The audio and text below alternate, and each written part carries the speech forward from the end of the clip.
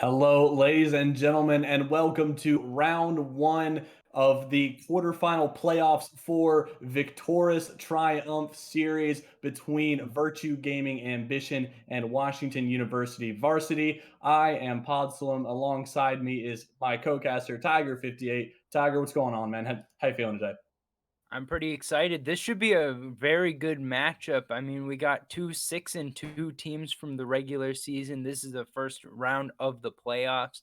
Ambition taking the third slot in the A division, and WashU Varsity coming out in the second seed from the B division. So, definitely going to be one of the most tightly contested matches of the first round of playoffs. So, I'm really excited about this one.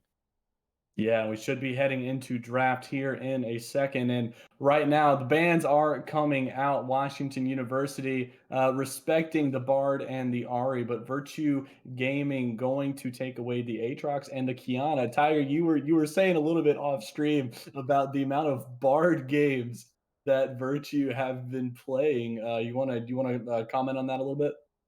Yeah, just taking a quick overview of the OP.GG is I am seeing that Hawkster, a bona fide Bard one trick, 142 games on that champ already this season. Next most is Nautilus with 5. I think once you get into the competitive play, sometimes you gotta play those engaged tanks, but always fun Mhm. to see some Bard. But we're getting right into the draft, so we're looking at a first pick Hecarim for Wash U. That's definitely one of the stronger junglers in the meta right now. Can team fight effectively and can sort of carry with some of this bruiser build. So we'll see if that's going to be the case. Going to get some early ganks off as well, but quickly responded to here by the Viego. Yeah, Gandhi G going to be the one piloting this Hecarim in this first game of this best of five series. Not a best of three like it's normally on the circuit, but going to be a best of five for the quarterfinals. And we see the Viego and the Zeri picked up for Virtue Gaming, and they were the ones who banned away this jinx. So Washington University opting to not go for this Zeri pick on blue one, despite it being open, but they are hovering this Tarek pick. And Tiger, I'm a big fan of Tarek. I think that Tarek Ah, is good with the right team comps. I mhm, definitely look at like Tarek as a champ that you want to see alongside like a Master Yi, but it's hard mhm, to pick Master Yi early on in a competitive draft. An absolutely. interesting bot lane that we're seeing here with the Karma Ezreal. I think that Karma as a response to Zeri makes sense because you're going to be Mhm, able to pressure Zeri pretty effectively. Ezreal going to just feel pretty good farming up once you get into one or two items. You're definitely online. So getting a little bit mhm. faster of a power spike than Zeri and also pretty safe. So if you want to allow your support to roam around, then that's definitely going to be effective as well. But it will be the Nautilus here played by Virtue Gaming Ambition. So they're going to get some extra engage off there. Always going to be looking for that first kill of the team fight when you got a Viego on your team. Yeah, being able to get those resets on this Viego 4 Captor, trying to just work his way around the backline, especially if you are able to get the soul of this Hecarim to be able to cause even more chaos and make the backline of Washington University to sort of lose their marbles. But the second round of ban phase has started, and Virtue Gaming Ambition opting to ban away some bruiser top laners with Set and Darius gone, and Washington University want to ban away their own priority top picks with Gwen and then an interesting Zoe ban. Yeah, so the Zoe, I think that that's signaling that we're going to get a mid laner that wants to get a little bit more comfort in lane. I mean, Zoe is Mhm. definitely good at abusing anyone who's going to pick up a laner that's pretty weak. I, Yeah. and I think that if you're going to pick a weaker laner, getting that ban makes sense, especially given that on the red side, Virtue Gaming Ambition should be able to take the counter pick here. But Mhm. also, it could just be that they're picking up the Silas and they want to have a more effective ult to steal than this portal jump. Yeah, portal jump, not exactly the best, especially if you are Silas, who really doesn't have many abilities to use alongside of it. But an interesting champion that Washington University have drafted in this last pick for themselves is Mordekaiser, going to be put into this Ornn matchup, Virtue Gaming Ambition, with the last pick of the first game of our draft, and they are going to lock in this Oriana, a very nice control mage, into this Silas. Going to be interesting to see how Oriana, how we are seeing Chapanya fan going to be able to battle off this aggressive mid laner with Silas. Because if you let him get one or two items, he can really get up in your face and just mess you up. Yeah, I think that for the very early stages of the game, Oriana's gonna feel good because that range Mhm. versus melee matchup always Yeah. something that you wanna look at. But Silas going to be able to get some extra mobility pretty quickly, gonna be good at getting on top of you. So I Mhm. think that I would be looking for jungle attention from both sides potentially towards this mid lane. I mean, top lane, Yeah.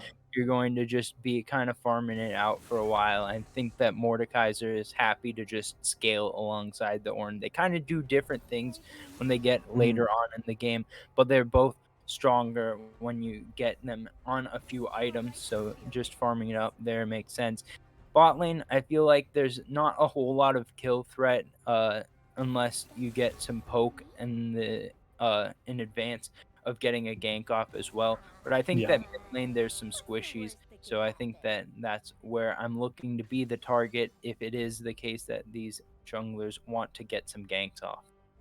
Yeah, and something that I'm looking for this Mordekaiser. I'm looking for the ultimates to be able to lock this Viego in the spirit realm, in the death realm, whenever objectives are being fought over or whenever there is some type of big team fight. Because if you can isolate this Viego and deny him getting those resets, he is going to be so much more useless in these team fights because you're not able to get those constant resets off. You're not able to get the upgraded like abilities or other stuff like that. Because just think about it. If this Viego gets a Silas like chains to be able to close the distance and then be able to do even more damage right up in your face, if he's able to steal this Hecarim soul and just be able to run down this Ezreal, no amount of arcane shifts are going to save you from a deadly ghost horse who wants nothing but your soul. But Virtue Gaming Ambition, I feel like, have drafted a very good scaling composition, not only with this Ornn, but I feel like Zeri as well is able to help them quite a bit in these late game team fights. It is just getting there that is going to be the issue. You do not want to fall too far behind in this laning phase as the Zeri Nautilus. Yeah, I think that you've done a good job outlining what needs to happen in order to have a team fight go the way of Washington University here. I think Mhm. that you need to get the Mordekaiser 1v1ing the Viego. And I'll be also looking at the build to see if EQ flash AEQR ends up going towards some more armor items. I've definitely seen some Thornmail Mordekaiser before. Mhm. Don't know if it has to be that much focused, but maybe it looking to 1v1 this Viego quite often. Mhm. And then I think that uh, in addition to that, we need to see Gandhi G getting onto the back line, sweeping up this Zeri and Oriana before they can start to do big damage in the team fights. And if those two things can happen, I think it looks pretty decent for Washington University. But I think that on the other side, if there's a way to disrupt that and get a team fight that looks pretty normal front to back for the side of Virtue Gaming Ambition. I think that they'll be in a very good spot. Like you said, the Ornn, Oriana, Zeri, those are late game team fight titans if I've ever heard of them. So I think that getting some 5-on-5s should be pretty exciting this game.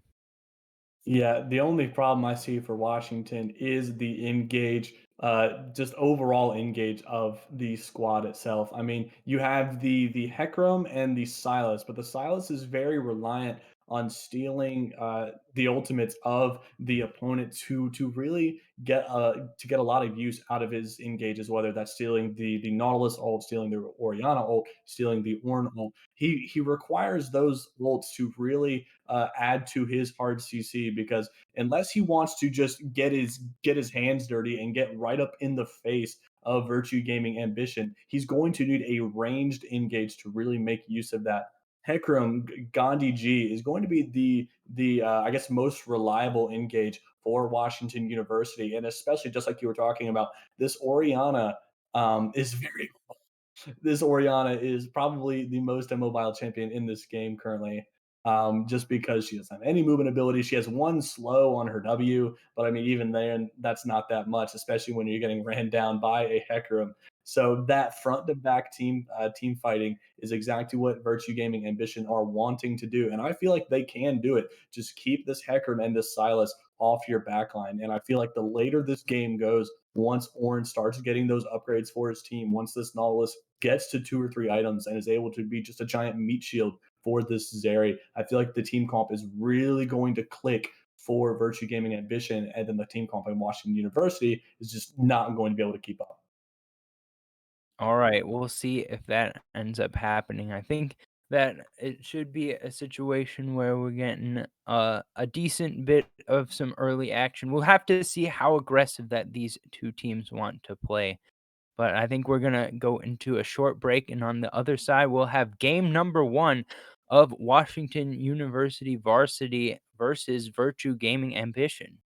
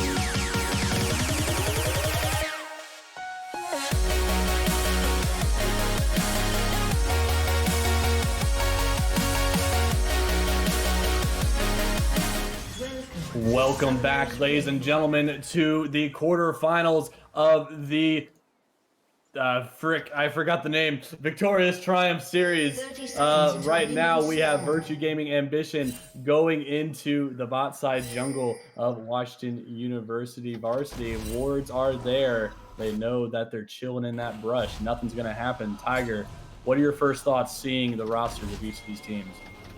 Yeah, I think that going into this game, I'm expecting to see some pretty high level performance. Of course, all of these players around Diamond or Masters, uh, and obviously some good warding at the beginning of the game to make sure that no invades go through. So some good knowledge of the enemy team comp. I mean, whenever you're up against a Nautilus, you got to be worried about that invade.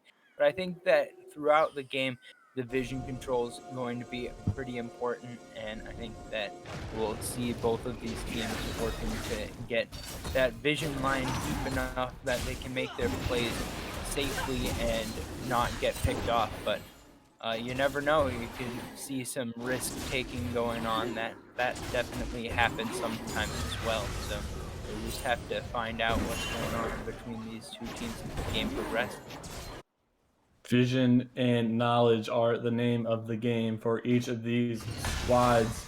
Right here on the top side, though, Mordecai there getting into the face of number 2 Ginger. That's a lot of damage early on, having to use one of his refillable potions already, and that is not the way you're wanting to start into this lane, because this guy's is going to do so much damage, especially early on when you have no magic resist into your kit.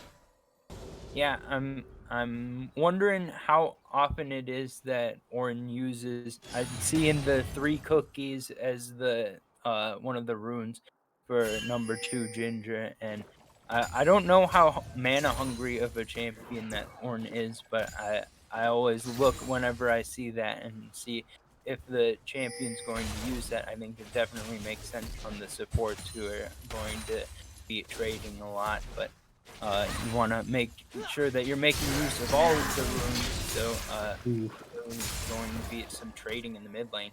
Yeah, Rex Belator getting a little bit low. Prime fan does not have the ignite, but he does flash and forces a flash out of Belator. That is a summoner for summoner trade, and those pots are going to be used by both mid laners, but in the bot lane, health bars are pretty low. Ignites and 2 summoner spells were used out of both lanes, so bit exchanges all over the map, Tiger. Yeah, and with those flashes down mid, I think that that becomes even more of a high priority gank target. Although top lane may be Yeah. the next to be ganked. Gandhi is holding the wave back to top the ghost and goes for the charge right in, stops the horn dash away, and EQ getting the first blood on the other side of it. Bellator getting a little too big for himself right there. Javanya fans taking down with the ignite, not going to go down, sitting with about 1 HP, repeating of course, and that is 2 kills across the map, but first blood goes the way of Washington University. Yeah, I think that pretty good ganks from both junglers. Obviously, getting that kill onto Captor is going to feel really good. And Captor may be looking for more here in the bot lane very shortly. Doesn't have flash. The dredge line is not going to connect, but there it goes. The stun, the root force out the flash from Nate, but it's still going to be his demise. A kill goes over to Loki, and that is some good gold for this area. Yeah, right. The kills are on the champs that you want to have kills on. It's the Viego, it's the Zeri, getting those early advantages. Nice little trade from number 2 Ginger. At least feel good right at the beginning. I think that EQ is looking pretty good on this Mordekaiser, knowing the limitations, pushing number 2 Ginger a little bit back off of the wave. Early tier by going to at least help number 2 Ginger be able to put out those spells repeatedly in addition to those cookies. Yeah, Rex did take a trip up to the top lane. Not going to have anything out of it, though. The Death Grasp was thwarted by a simple sidestep. Sometimes the best ability you can use is no ability and just walking away. But we do see Hawkster roaming around the map a little bit. Is taking a trip to the mid lane. Maybe Bellator will get a little bit antsy, but not going to happen. Does spot him out and going to walk away. Items coming out for both the Zeri and Captor with the Sheen build. Loki obviously working towards that Triforce. So good on Zeri right now. I don't really think there's a better mythic that you can build on her. Yeah, I think that that's the right idea. They're going to be looking at the Sheen early. Definitely feels really nice as well. That noob also having that Sheen is going to be able to trade back evenly in lane. Both of these champions with the using the Q as the major damage source. Number 2 Ginger in a little bit of trouble. Does use the Unstoppable, but that is two big abilities right there. EQ Flash going to pick up another kill onto number 2 Ginger. And Diego is roaming on this bot side. I think he's going to take the dragon with that newfound information that Gandhi G's on top side. Yeah, so good response. We'll see if anything happens here in the mid lane. Ooh. Chapanya fan almost biting the dust right there. Does have the corrupting potion, so not going to be in too much trouble as long as she is able to get those HP digits back. And Dragon is slain, goes over to the side of Virtue Gaming Ambition. It's going to be a Cloud Drake. Next Dragon should be coming up in a little while, but Captor is spotted on a ward here by Rex. So Rex still going in though, misses the chains. Feel like if those had a hit, I might have scuttled his eye, but the shockwave goes out and it's not going to matter anyways. Captor just wanting to be there for the fun, but Chapanya going to pick up the kill for himself. Yeah, Rex stepping a little bit too far forward. Chapanya connecting with the shockwave, quite effective. Gandhi G gonna just slip out by a moment's notice away from number 2 Ginger coming in with the blast cone. But in that mid lane, we see a kill go over to Chapanya fan. Everyone spreading the kills around on Virtue Gaming Ambition. So far for Washington University, they're just giving all the kills over to EQ on this Mordekaiser, trying to get to the Fed state. And right now it's working pretty effectively, but some nice bellows breaths from number 2 Ginger have given the unstoppable and not allowed him to be pulled back by the death grasp. Now, I believe there is an interaction between Mord and... Shockwave is going to go wide for Bellator, but Captor is there for the re-engage. The flash stun is going to miss, and the Hecarim Unstoppable Onslaught going to be right in there as well. The shield on the Captor, and he is burning down. Gandhi G going to be very low himself. Pops the Ghost of Fan flashing to get the kill. As a red buff now, the Israel is going to go wide. The exhaust on the Chapanya fan. That is going to be a kill for Nate. A trade of kills, a 2-for-1 in favor of Washington University. Buff transfer complete, but we may not be done yet. Big engages on the top side. Number 2 Ginger flashing away. Could this be the kill? The flash away from the turret going to keep EQ Flash alive. The W going to give him those extra heals. But number 2 Ginger almost getting hit by that Nether Grasp, I believe it's called. Nether Grasp or Death Grasp. I think Nether Grasp is the name of Malzahar's ultimate. But anyways, Orin and Mordekaiser surviving with about 15% HP. Yeah, I thought that what I saw there was something that I haven't seen before, which is that Mordekaiser dropping the ultimate. So when he came back out of the ultimate, it looked like the tower's about to shoot, and it canceled and then tried to shoot again once he came out, but he was too far away. So that could have been the reason that EQ Flash survived, just based off of the Mordekaiser ultimate interaction. But was that the Mord ult interaction where he stopped the recast of the Call of the Forge God that you wanted to talk about earlier? Well, I was talking about the Mordekaiser either pulling him or the ultimate can be stopped by Orin's unstoppable W.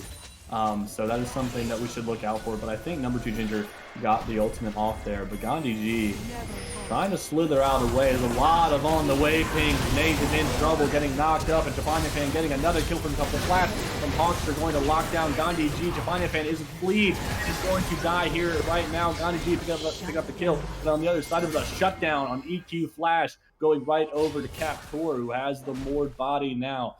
But it is not going to matter because Washington University picked up that Rift Herald. Yeah, so good fight on the back end there from Virtue Gaming Ambition, but picking up that Rift Herald, especially first Rift Herald, going to have a lot of gold value, so we'll see where it gets put down by Gandhi G. Potentially going to be giving just some more gold over to this Mordecai, so he's doing a lot of the work here for Washington University in a good spot right now. A couple kills have gone recently to Gandhi G as well, so we'll see if that's going to mean that we're getting the carry out of the top side of the map. But we haven't seen a whole lot from this bot side since that gank that came from Captor. I want to look at. We've got some nice CS advantages in the bot and mid lane in favor of Virtue Gaming Ambition. The top lane, though, not so much. Yeah, especially when you are playing an Ornn into a Bruiser, not always fun, but Fan getting aggressive, forcing the Nautilus out of Rex, and Rex does get hit by the dredge line, but Hawkster going to take the kill from Fan, flashing that mastery level 7, saying, yeah, that's right, you're 0-3 now. I don't care. I'm a Nautilus. Yeah, well, Hawkster back on the roam. This is at least the second time we've seen him coming up to the mid lane. This time with more effect than ever before. The depth charge not enough to dissuade that gank. And as predicted, we're seeing the Rift Herald in the top lane. Ooh, number 2 Ginger going to stop the dash away from Gandhi G, but the ultimate, you cannot stop my friend. That is another death for number 2 Ginger, and there's a Rift Herald pushing this top side, but on the other side of the map, the Mountain Drake was secured for Virtue Gaming Ambition, and now it's going to be a Ocean Soul for the rest of the game. And if you are Washington University, you do not want Virtue Gaming to pick up these 4 dragons. Yeah, a 4-man bot side rotation from Virtue Gaming Ambition. It looks like they're not going to be able to find anything, though. Nice dash coming out from the Abscon with Rex getting out alive there. It means that they have invested all of those resources just to get that ocean, or get the second Drake towards that Ocean Soul.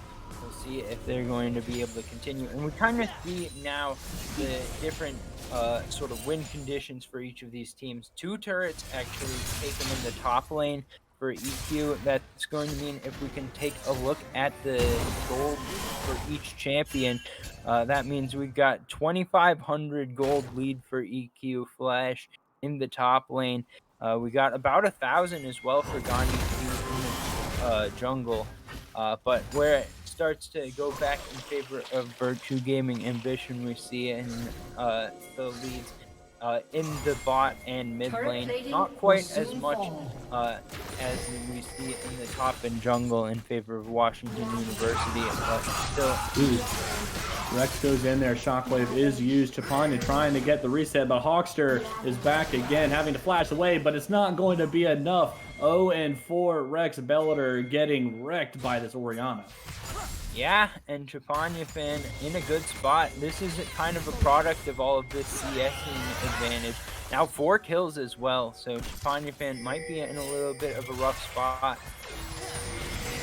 About 2,000 gold, but Nate did not see Captor right there. The stun is going to miss, and Loki in a precarious position, under 50% HP. Ezreal is behind in gold. That does not mean doesn't do anything, but on the other side, Fan going to fall to EQ Flash, and Gandhi G and Nate doing their best to stay alive. Captor has the soul of Mordekaiser. Now he's going to have the soul of this Hecarim. That is a zoomy Ghost Force. Going to do so much to Nate, using the ultimate to get on the other side of the map. Nate is down as well. The reset keeps going, but it looks like Captor might have chosen the wrong champion.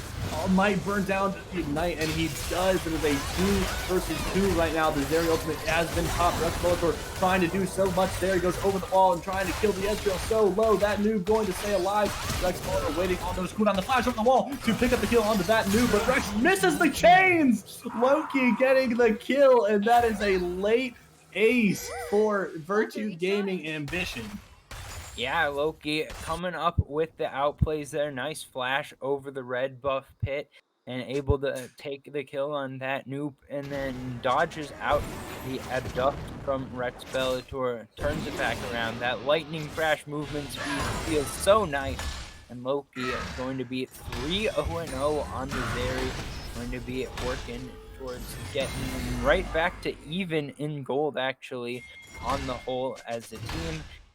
So that's gonna mean a lot more of the gold is in favor of Chapanya and Loki, as so much gold for the side of Washington University is on EQ Flash.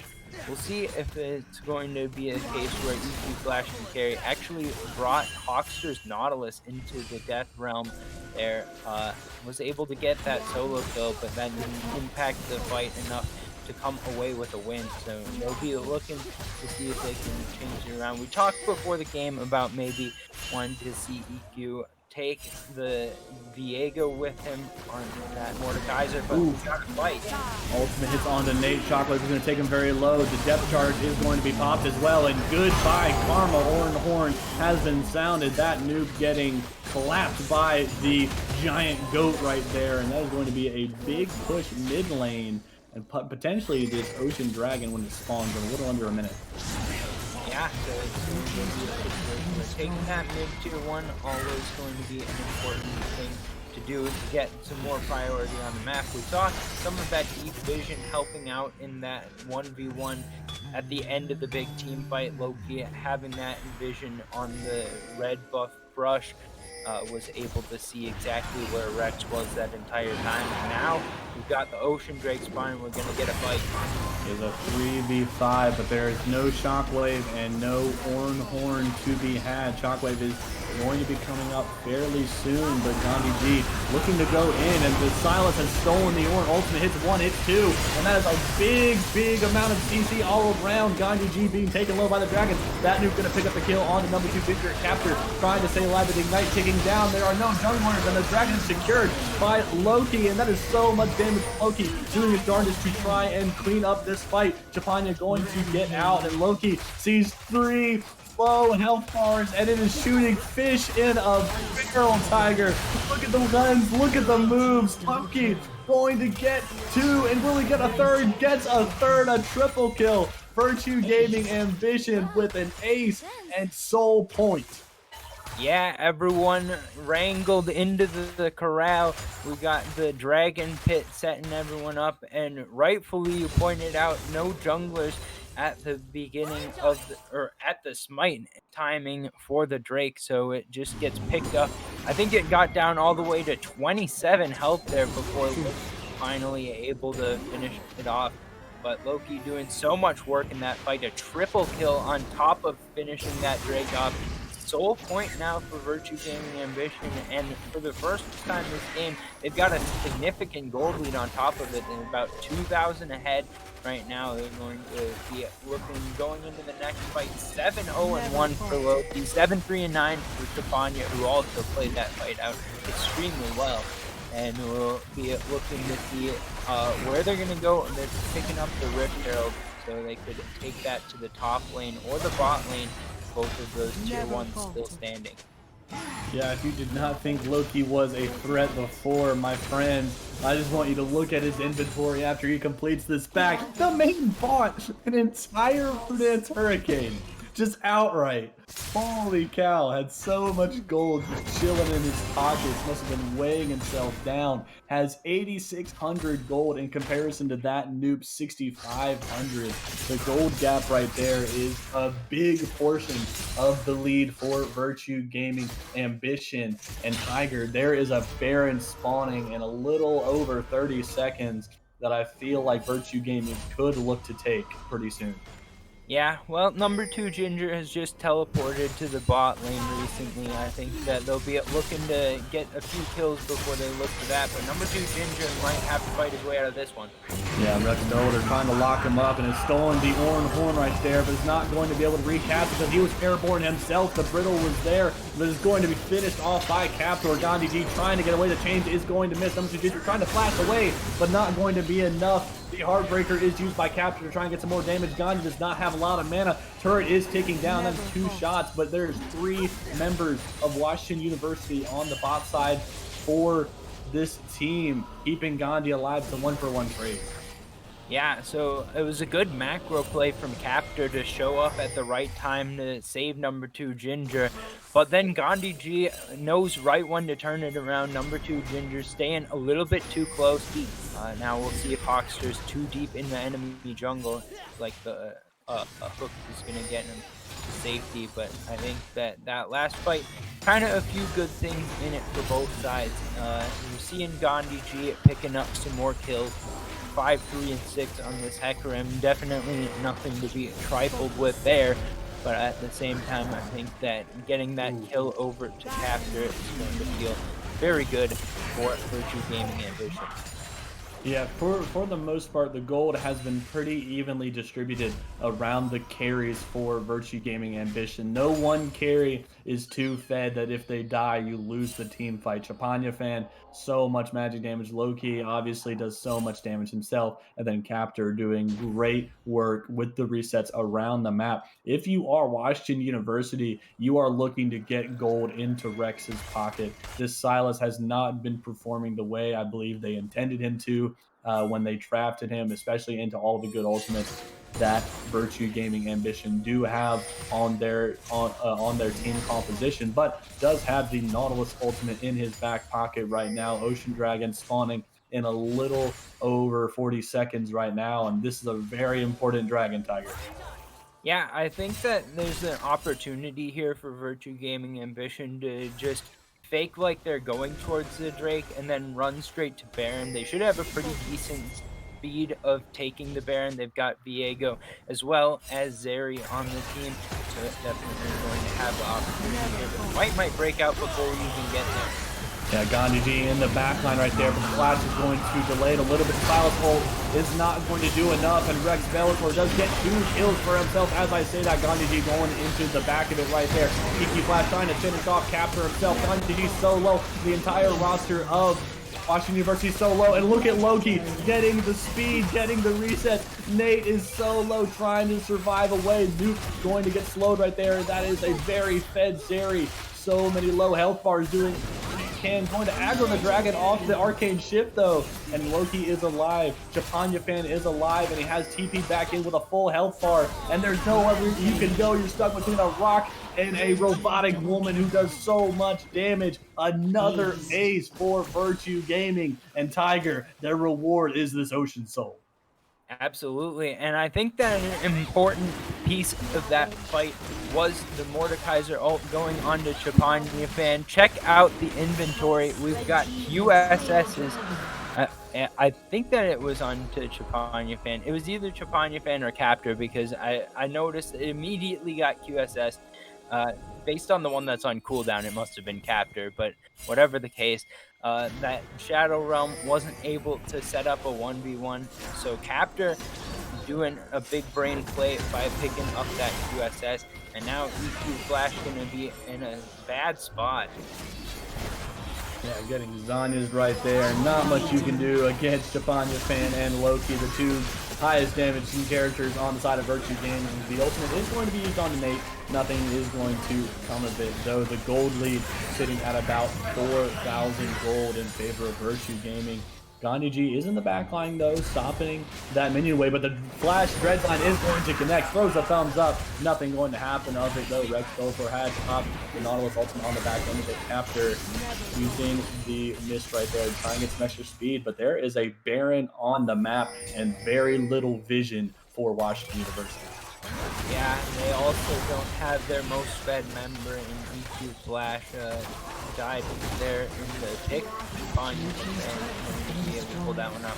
Gandhi G wants to set up He does get rooted up right there, and I think that is a very dead pony right there. Loki is legendary, and they might just look for more. Loki trying to get those speeds up, but I think they are just going to reset back onto the Baron. Pings onto the mid turret for Washington University. I feel like that is where they're going to get their eyes. They do have those gold bounties, so it is going to be a little bit extra gold into their pockets, but I do not think a mid turret is worth a Baron buff.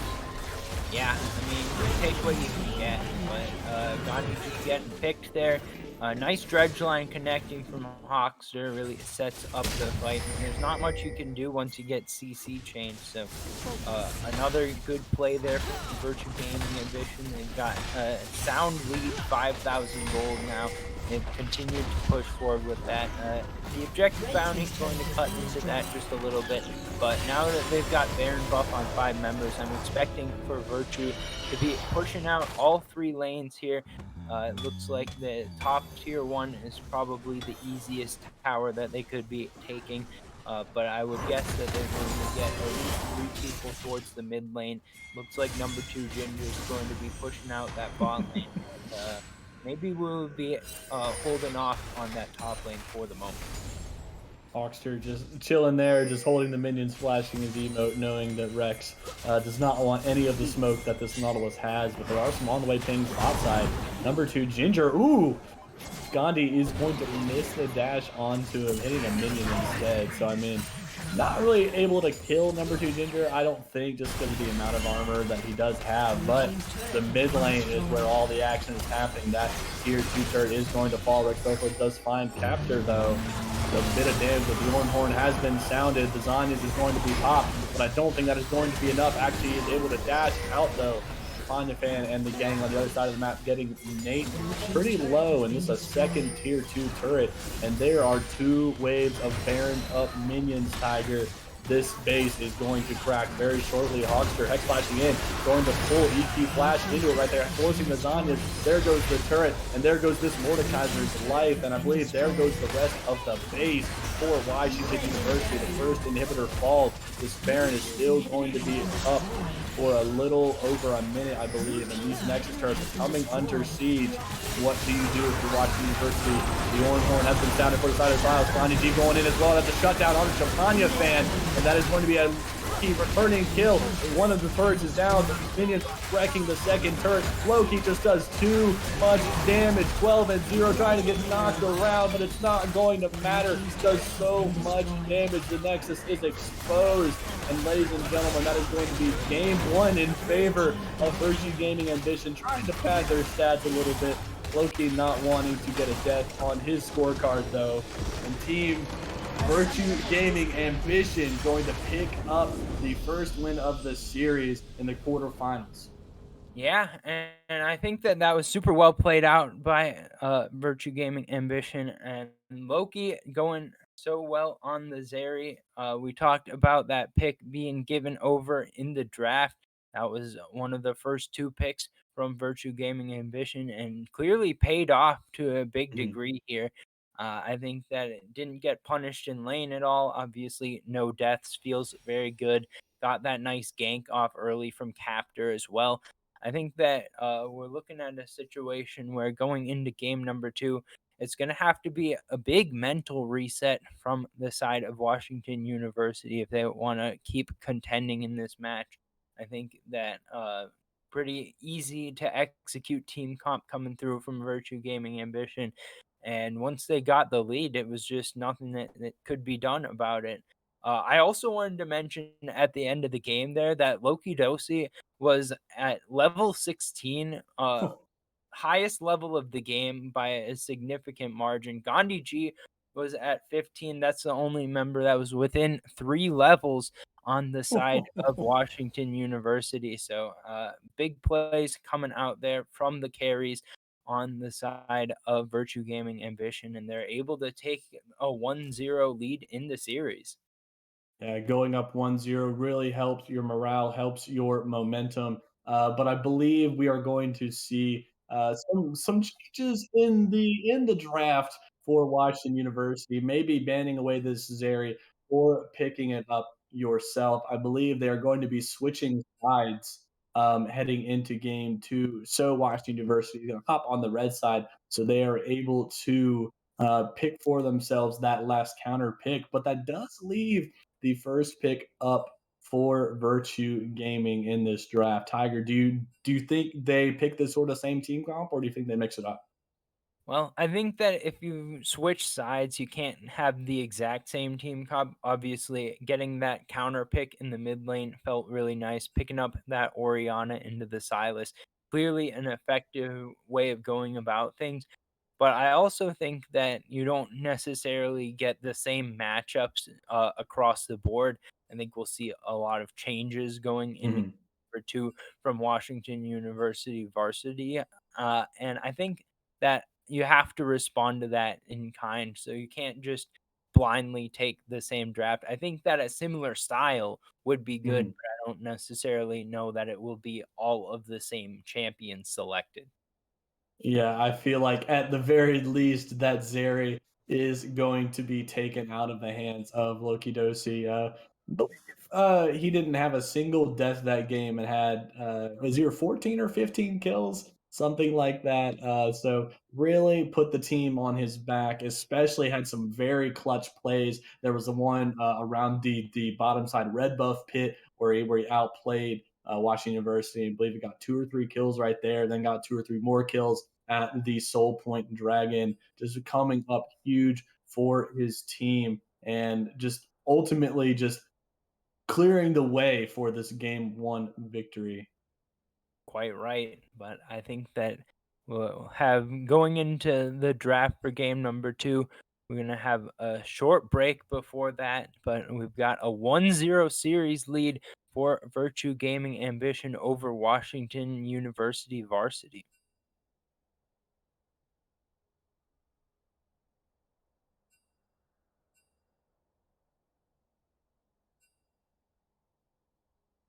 Oh, we're taking a break after draft. I've just been informed. Are we getting right into the draft then? Is the draft already happening? Is it happening? Am I missing it? What's the We'll do it situation? live. We'll do it live. We'll do it live. Alright, alright. Ay, Uh, ay, ay. my information, was not up to date. Now it is, so let's get right on into the draft then. Uh, Love some good old NA production. Ain't that NA production. Tiger. Going into this draft, though, we have Virtue Gaming Ambition on the blue side, Washington University on that red side, still respecting the Bard out of Hawkster. I wonder if we're going to see a Zeri ban for that third ban. But Virtue Gaming staying pretty similar to what their bans were in game one, but they do ban away that Karma instead. Yeah, I think that the Karma, an interesting ban. I didn't see any problems that it was causing in that last game. Mhm. But maybe they're looking to go for something that Karma might punish a little bit harder. Maybe they're thinking that with a different AD carry, having the Karma there would be a lot more punishing on the Zeri. So Mhm. definitely something to keep in mind. But it's going to have to be Hecarim band. That seems to be a picker ban idea from Washington University. And the Jinx is what is left open here for Virtue Gaming Ambition. Yeah, left open is a very loaded term right there. Jinx, such a strong ADC right now. Did receive a few nerfs in this last patch, but Washington University going to try their hand at the Zeri game. Going to lock it in, I presume, here in about 2 seconds, unless they have a spicier ADC pick. Nope, going to be the Zeri pick, and I wonder if they lock in this Nautilus as well because of how well that lane worked for Virtue Gaming in game one. Yeah, I think that that's definitely an option. Hawkster got off some solid roams as well on the Nautilus.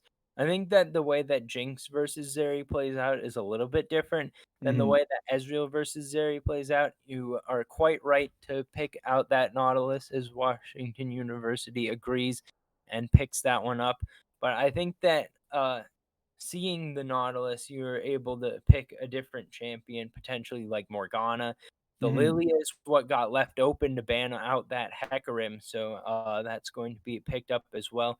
Leona just going to be another strong engaged tank. So very similar looking bot lanes to each other. A couple of Zonian hyper carriers and a couple of hard engaged tanks coming through in the support roles. So I think that it's going to be, like I said, a similar look for Virtue Ooh. Gaming to last game's comp, but as the Darius comes in, definitely going to be looking similar for Washington University as well.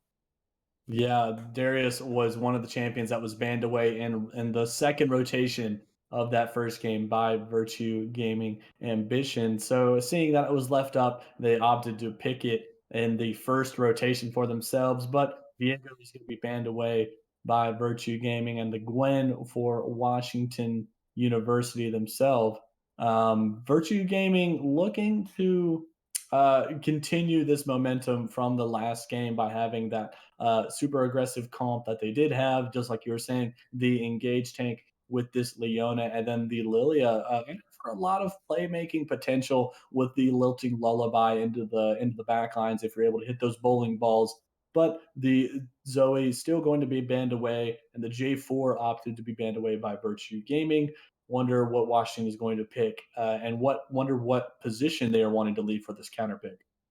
Yeah, I think that you go ahead and pick up the jungle here. I already know that it's against Lilia, so you're Mhm. going to leave that counter pick to the mid lane, going to make it a little bit more difficult. I think you can still blind a champ like Oriana or Victor if you want to go towards that control mage style, but it can Mhm. get punished a little bit harder if you don't know what you're up against. There's the opportunity for Wash U to counter pick it in the mid lane. We'll see what sort of champion they want to go towards. The last game it was the Silas mid for Wash U, so we'll see if that ends up changing as we go here into game number 2. Still going to be that Orn top. We didn't even get to see the late game scaling to the point where Orn gets to have some of those extra item upgrades online. So last game, a pretty decently played Orn still got bullied a little bit early by that Mordekaiser. Darius definitely capable of the same. A little bit different as you're not dealing with the Shadow Realm, but it looks like Virtue Gaming Ambition feeling good with the same solo lane champs as last game. Yeah, and I mean, if it ain't broke, don't fix it. The only problem was Orn was getting beaten up on number two Ginger.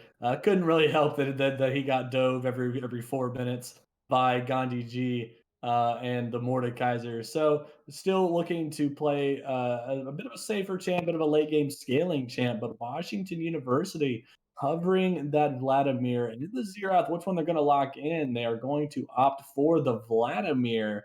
I'm a big fan of this one, an off meta pick in this mid lane, one to try and contest with the control mage of Oriana. Yeah, I think that the Vladimir makes a lot of sense. Looking at what happened last game, there were a lot of shockwaves where it was just Rex couldn't do anything about them. Being the Silas, you got to be able to connect with those abducts after the abscond, get that double dash off if you want to get out of the shockwave. But Vladimir, you just press W, you're out of all of the harm's way. Definitely going to be feeling good against the shockwave. In addition to potential solar flare coming in. So a lot of good uses for that pool. Vladimir going to be feeling pretty decent there. But I do think that that makes it a lot more skirmish focused here, especially with the entire top side of the map being Vladimir, Volibear, Darius. They Mhm. are very good at taking out a single champion. I will be looking to see if we get some roams this game as well from Rex. Could be a situation where they're probably still wanting to get EQ Flash ahead early, but also having that Zeri insurance for that noob, maybe going to be feeling a little bit more able to fight in a late game situation. Obviously, last game they weren't able to get it worked out because they were up against QSS's.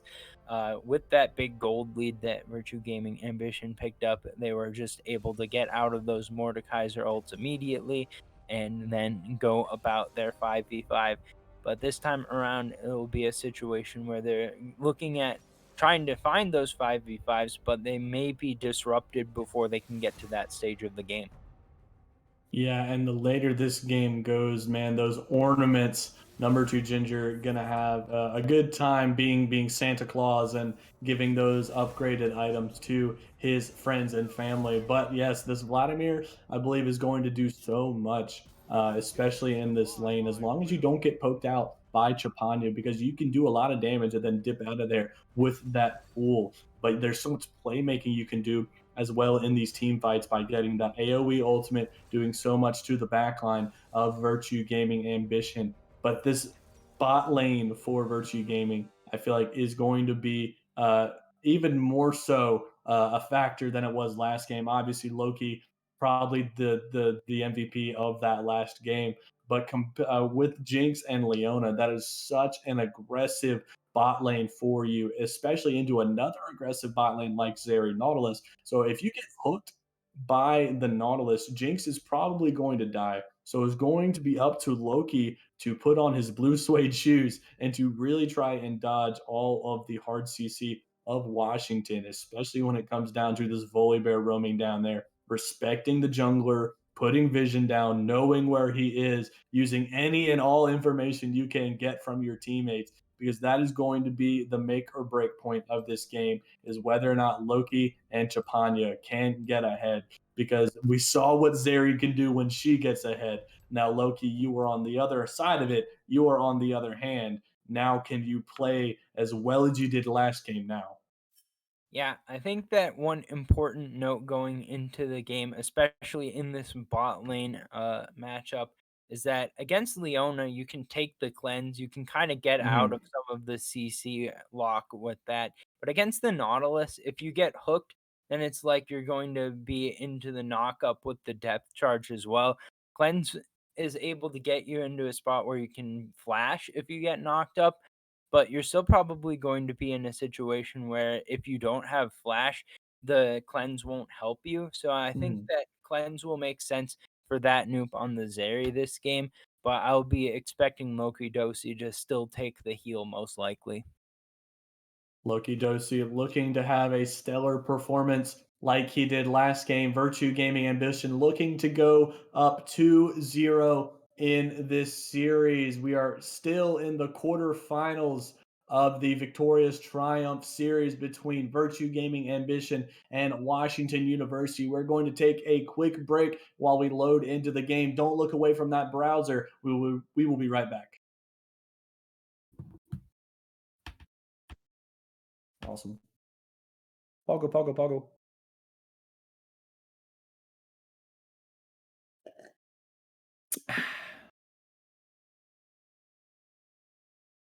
Nah, nah, you good, man.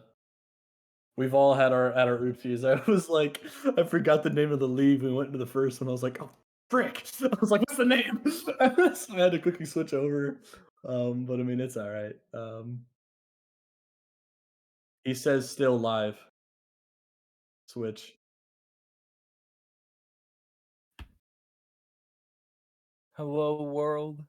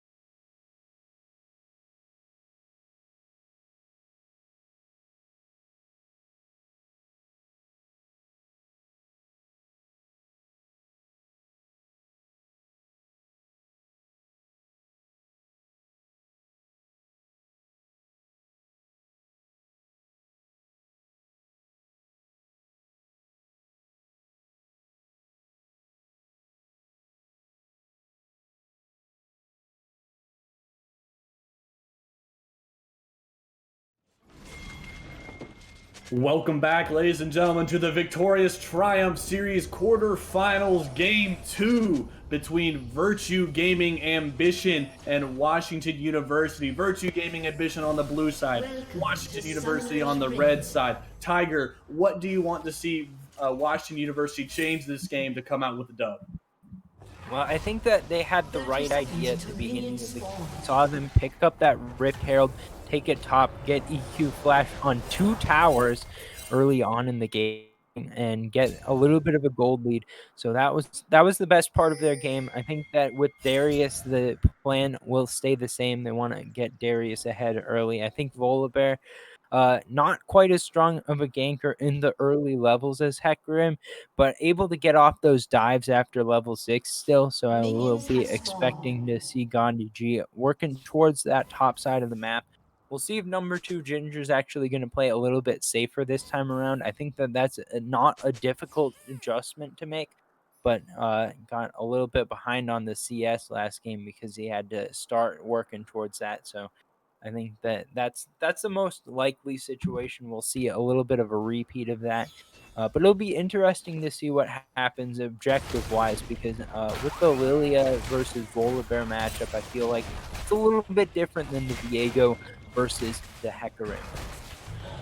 Different changes of pace for both junglers this time around. Noop and Loki looking to face off. Noop not looking to fall behind this time, looking to get ahead and be as useful as Loki was last game on this Zeri pick. But EQ Flash already out to being aggressive this early on. Darius very strong early on, especially against other melee champions, and even more so if it is a melee tank who doesn't have a lot of options early on. But I think it's crucial to note that number 2 Ginger has not bought a starting item, only has the refillable right there, and EQ Flash gets the pull off, and it's going to be a lot of damage. That bleed going to do so much to the health of number 2 Ginger.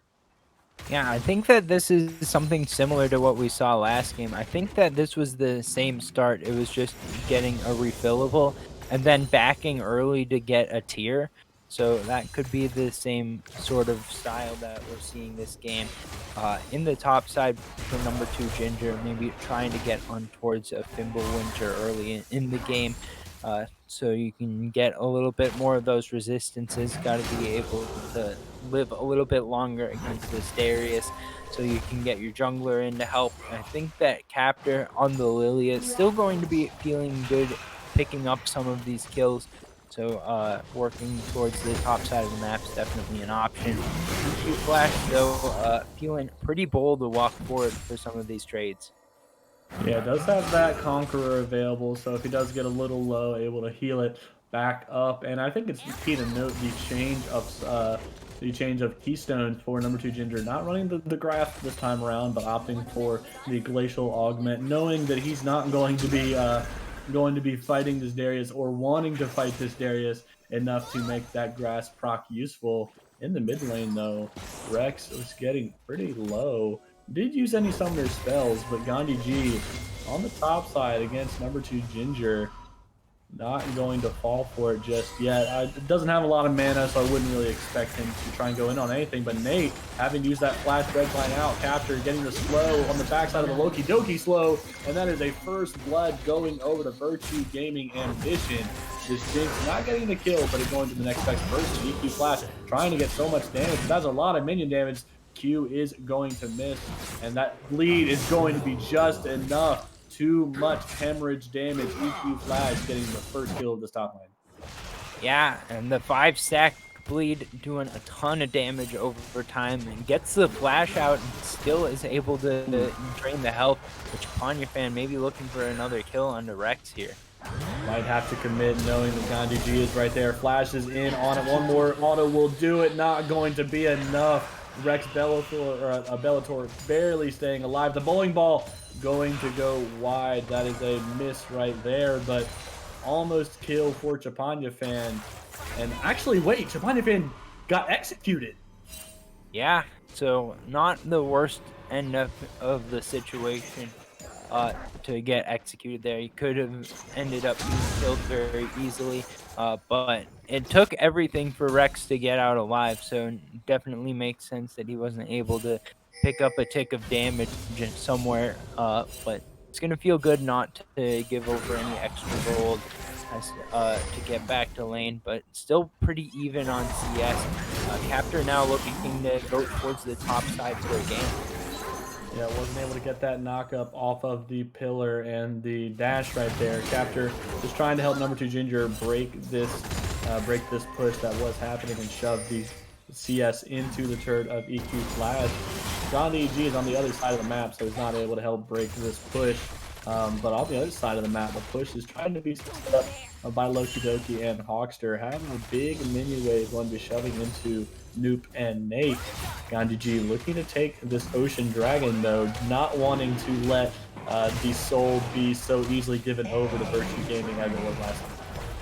Yeah, and this is a in response to the draw last game. If we take the sides at their face value, the blue side jungler goes to the top lane, helping out there, and then the red side jungler just goes and takes dragon. So that's a really easy trade to make early on. It's gonna feel nice for number two Ginger. He can reset the wave anyways, and probably gonna push back towards him here. So I think that's gonna be all right.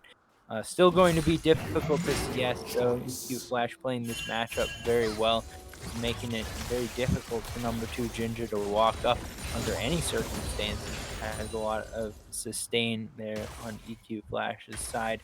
So Ooh. going to gaining that CS advantage and pushing it forwards. But right now, still overall pretty close in the gold. Slight CS advantage for Loki Dosi. Plus that first blood going over to Captor has a little bit of extra gold to make up for this deficit in the top lane. Gandhi G using the knowledge that Captures on the other side of the map to take his top side jungle. Big wave shoving into number two Ginger. We might see Gandhi G looking for a dive. Does have the ultimate able to shut off that turret. Finally, Fan does get the kill on the Rex, though. The ultimate goes down. And number two Ginger not able to get the second cast of his ultimate right there. Going to be a kill onto him. 0-2, just like last game, starting off not too well. And there's going to be a lot of turret plates over to the side of Washington University. Yeah, so looking pretty similar there in the top lane to what we've been seeing before. I want to go over what happened in the mid lane because I saw a little bit what was going on in the mini map. It looks like the emo flag was dropped by Rex, but the shockwave was probably held by Chapanya fan. But it probably was the case that Captor landed a bowling ball over the wall, triggered that sleepy time, and ended up getting a combo with the damage. Now a gank coming through in the bot lane. Oxer used the Zenith Blade in. Nuke going to dodge the bowling ball right there. Loki Doki going to get the chompers off, but the cleanse is used. Japanyafan getting another kill onto Rex Bellator. They're fighting every time. He's fighting elsewhere. Number two Ginger going to have a scrap with Gandhi G in the topside river, but Japanyafan not liking that first little death that he had early on and wants to get revenge. Revenge that is cold and blood filled. Yeah, a couple kills onto Rex here. Maybe gonna get revenge on the tower for executing him as well. Probably gonna just be picking up a few plates for the moment, though. Meanwhile, we see this Rip Herald picked up by Gandhi G, getting some objective control throughout the early stages of this game. And EQ Flash continues to step forward on number two Ginger. Times the knockup just wrong, and the bleed, I believe, is going to tick down, but it's actually not. I believe he consumed a biscuit and that refillable right at the very end to keep himself alive. Japanyafan had rotated to try and pick off Darius, but Gandhi G is there to stop any type of confrontation, allowing Rex Bellator to push that mid-wave. Are some on-the-way pings towards this Scuttle Crab, wanting to have a fight, but there goes the Lilting Lullaby. Volibear having to pop the ultimate to unstoppable, keep himself alive, not wanting to give a kill over to Virtue Gaming. Oriana and friends going to try and kill Rex Bellator for a third time.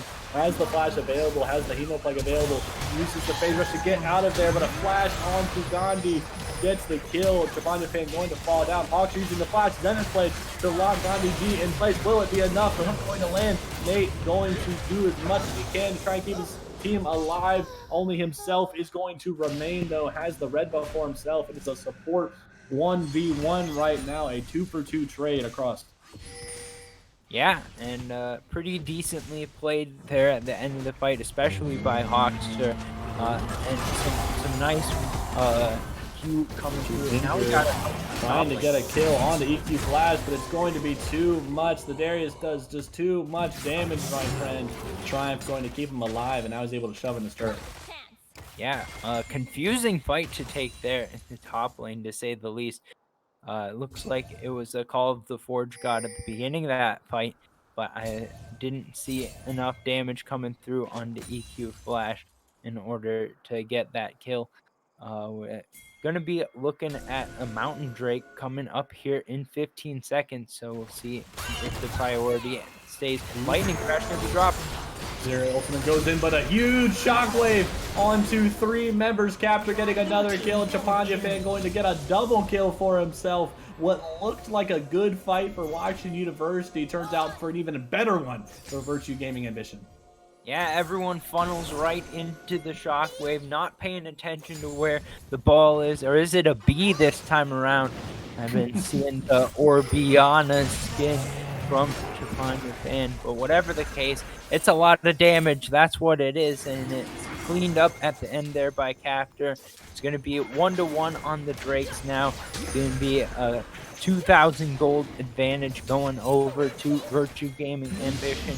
We'll see if Loki Dosi is able to continue taking a few turret plates here. 3 already taken down. We can check on the individual gold. I think that it's going to be showing that we got 800 in favor of Loki Dosi, but with all the kills, it's 2,000 in favor of Trapanja fan. That's the big differential, and the rest of the map pretty close, although number 2 Ginger has been taken off of the gold. Rex Feller trying to get into Trapanja fan. Trapanja fan has the Hemoplague, but does get the shield off in time. Gandhi G is there, has the ultimate if he decides to continue fighting, but Trapanja fan getting the best of Rex for a second game in a row. And just like you were saying on the back end of it, hold on, Gandhi G, stop that thought right there. Misses everything. Trapanja fan 6-2 in this game right now. Number 2 Junior trying his darndest to keep this turret alive. EQ Flash trying to get the kill under the turret. Call the Forge God. It is going to hit him as he gets away with the flash. It's going to separate enough distance. That bot lane's turret was destroyed there. And number 2 Ginger not wanting to give a second turret over the EQ Flash to still alone. Yeah, a lot to unpack there. Gandhi G not able to connect the Stormbringer with the tower, so the tower stays on and shoots him down with about 3 turret shots landing, in addition to Trapanja fan throwing some command dissonance down, making the slows come through and buying some extra space.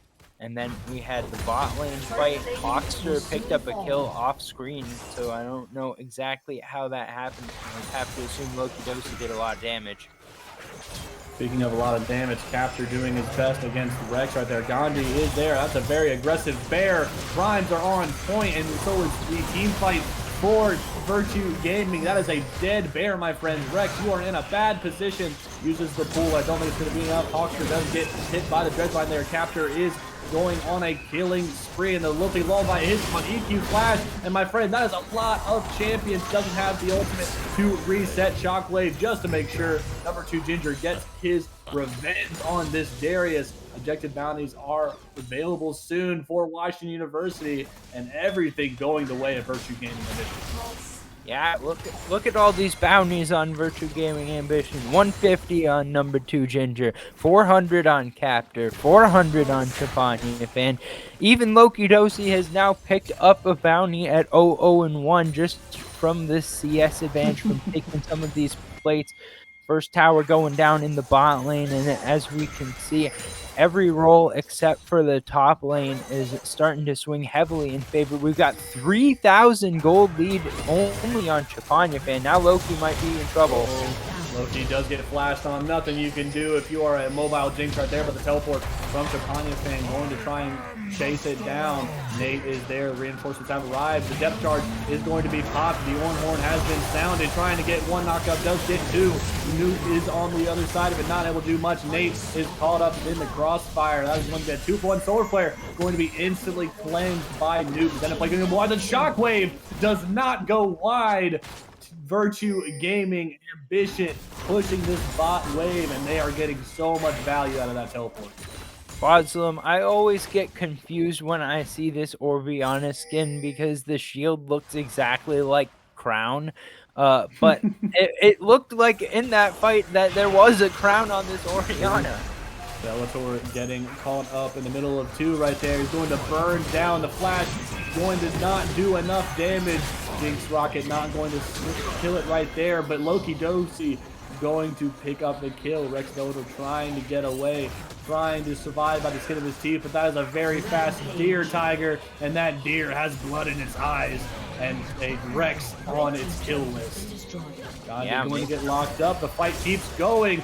Not allowed to talk when there's a dead bear around. Going to get hit by the shield, and that is Captor unstoppable. Everything going the way of Virtue Gaming Ambition this time around. There's a Herald. Tiger, they're just, what are they doing?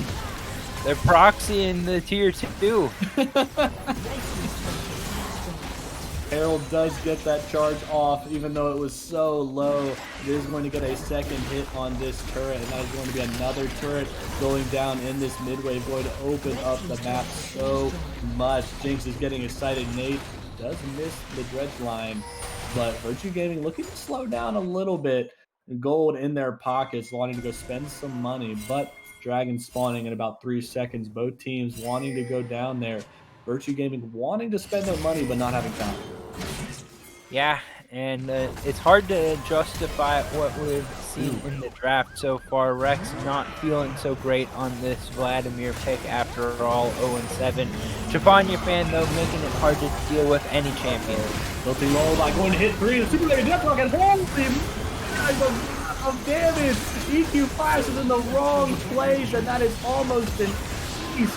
Triple kill for this Lilia. Captor is insane right now. 10, 1, and 8. Tiger, there's minion waves on the inhibitor turrets. There's a dead bear. There's an ace. I think Virtue Gaming might be able to get so much and push onto the Nexus turrets.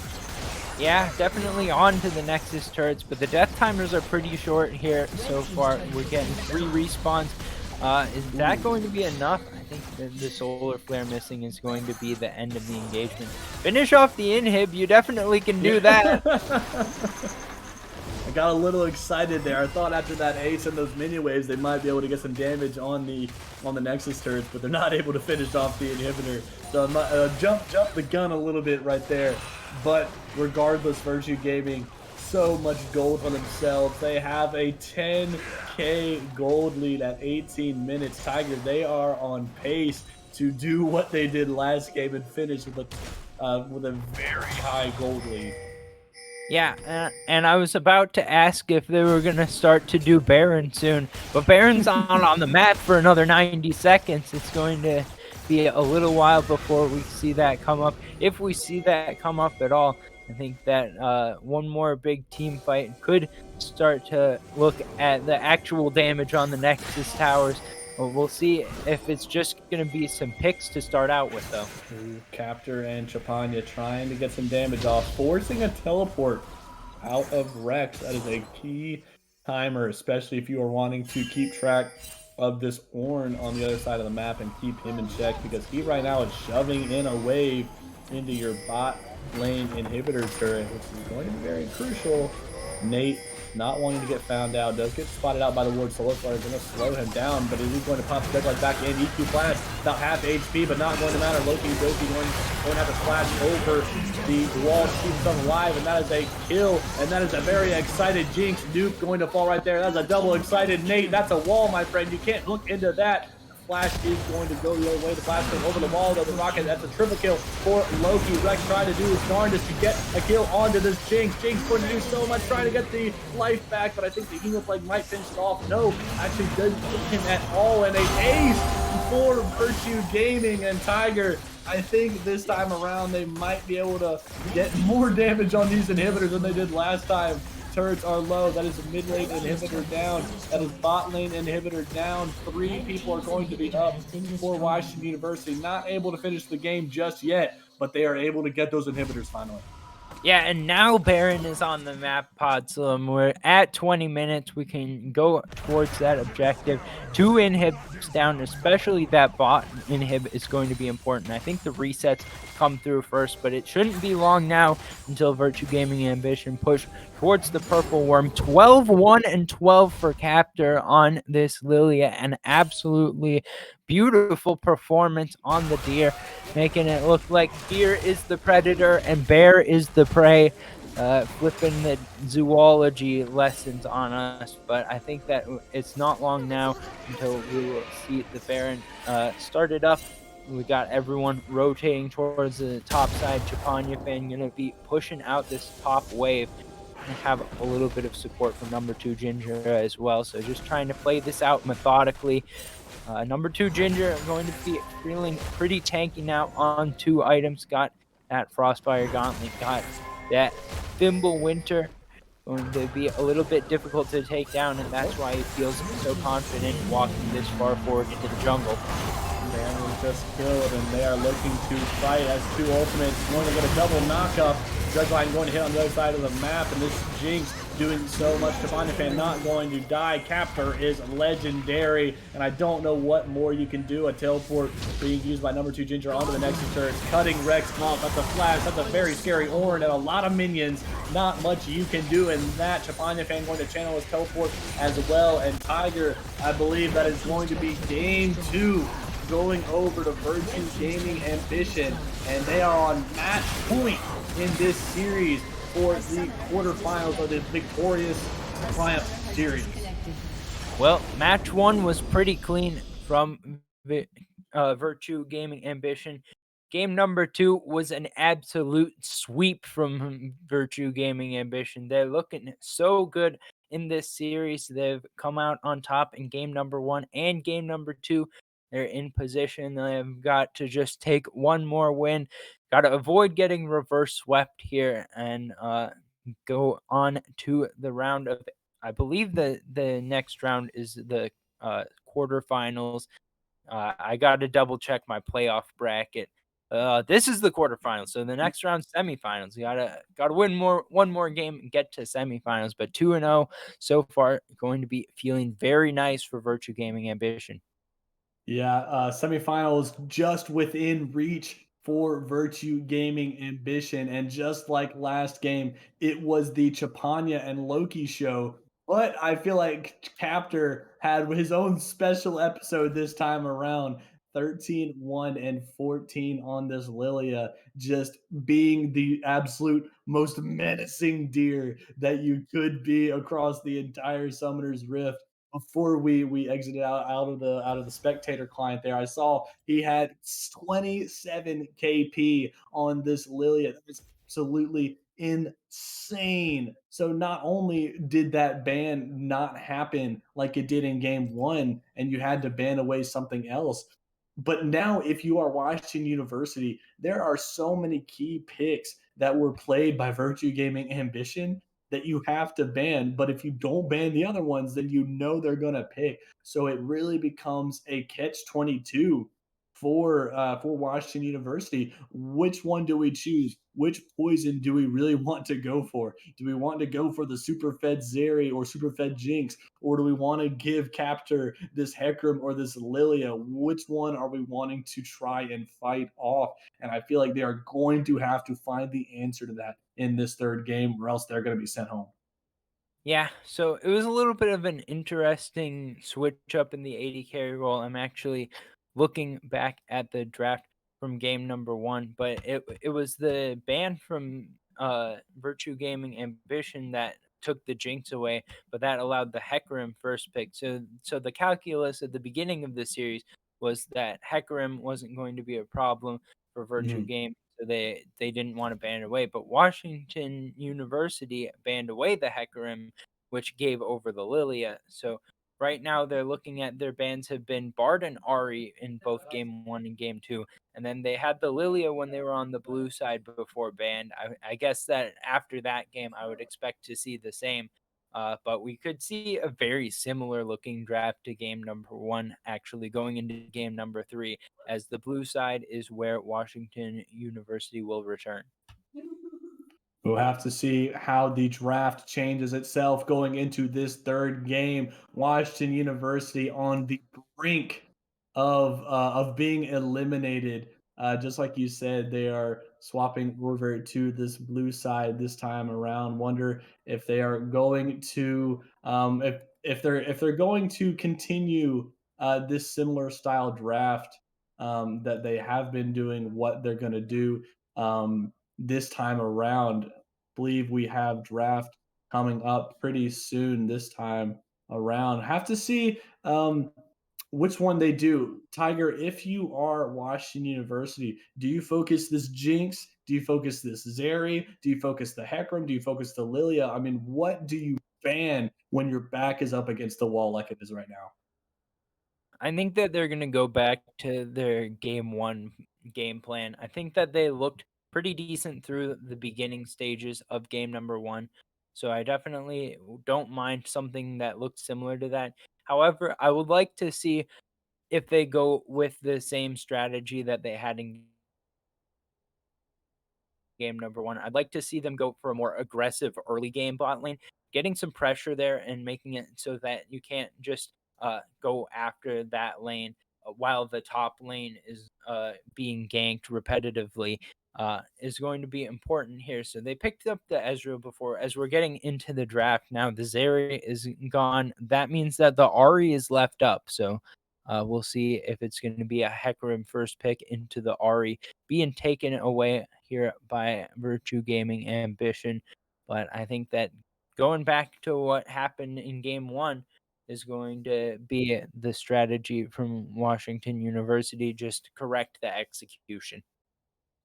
Yeah, and I like what Virtue Gaming did. They waited until they saw that Zeri ban before they banned the Jinx away. Because had Washington University not banned away Zeri or Jinx, they might have just took the handshake and said, "All right, you pick one, we'll pick the other, and we'll see how well it goes." I mean, we see that Virtue Gaming Ambition as a team are entirely functional when playing with Jinx or Zeri. So this time we are going to see something completely unique from them. But something that is not unique is this Hecarim and this Viego that have been picked up for the first picks by both teams.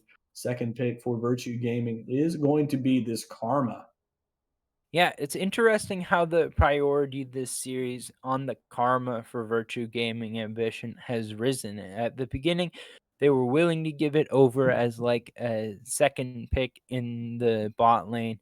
They Mhm. banned it out in the first rotation last game, and this game they left it open, decided to pick it up instead of leaving it open. So that's going to be a lot different of a support than we saw Cool. before. And we got some interesting picks coming in from Washington University. The Yumi going as well as the set should be setting up for a pretty good late game team fight.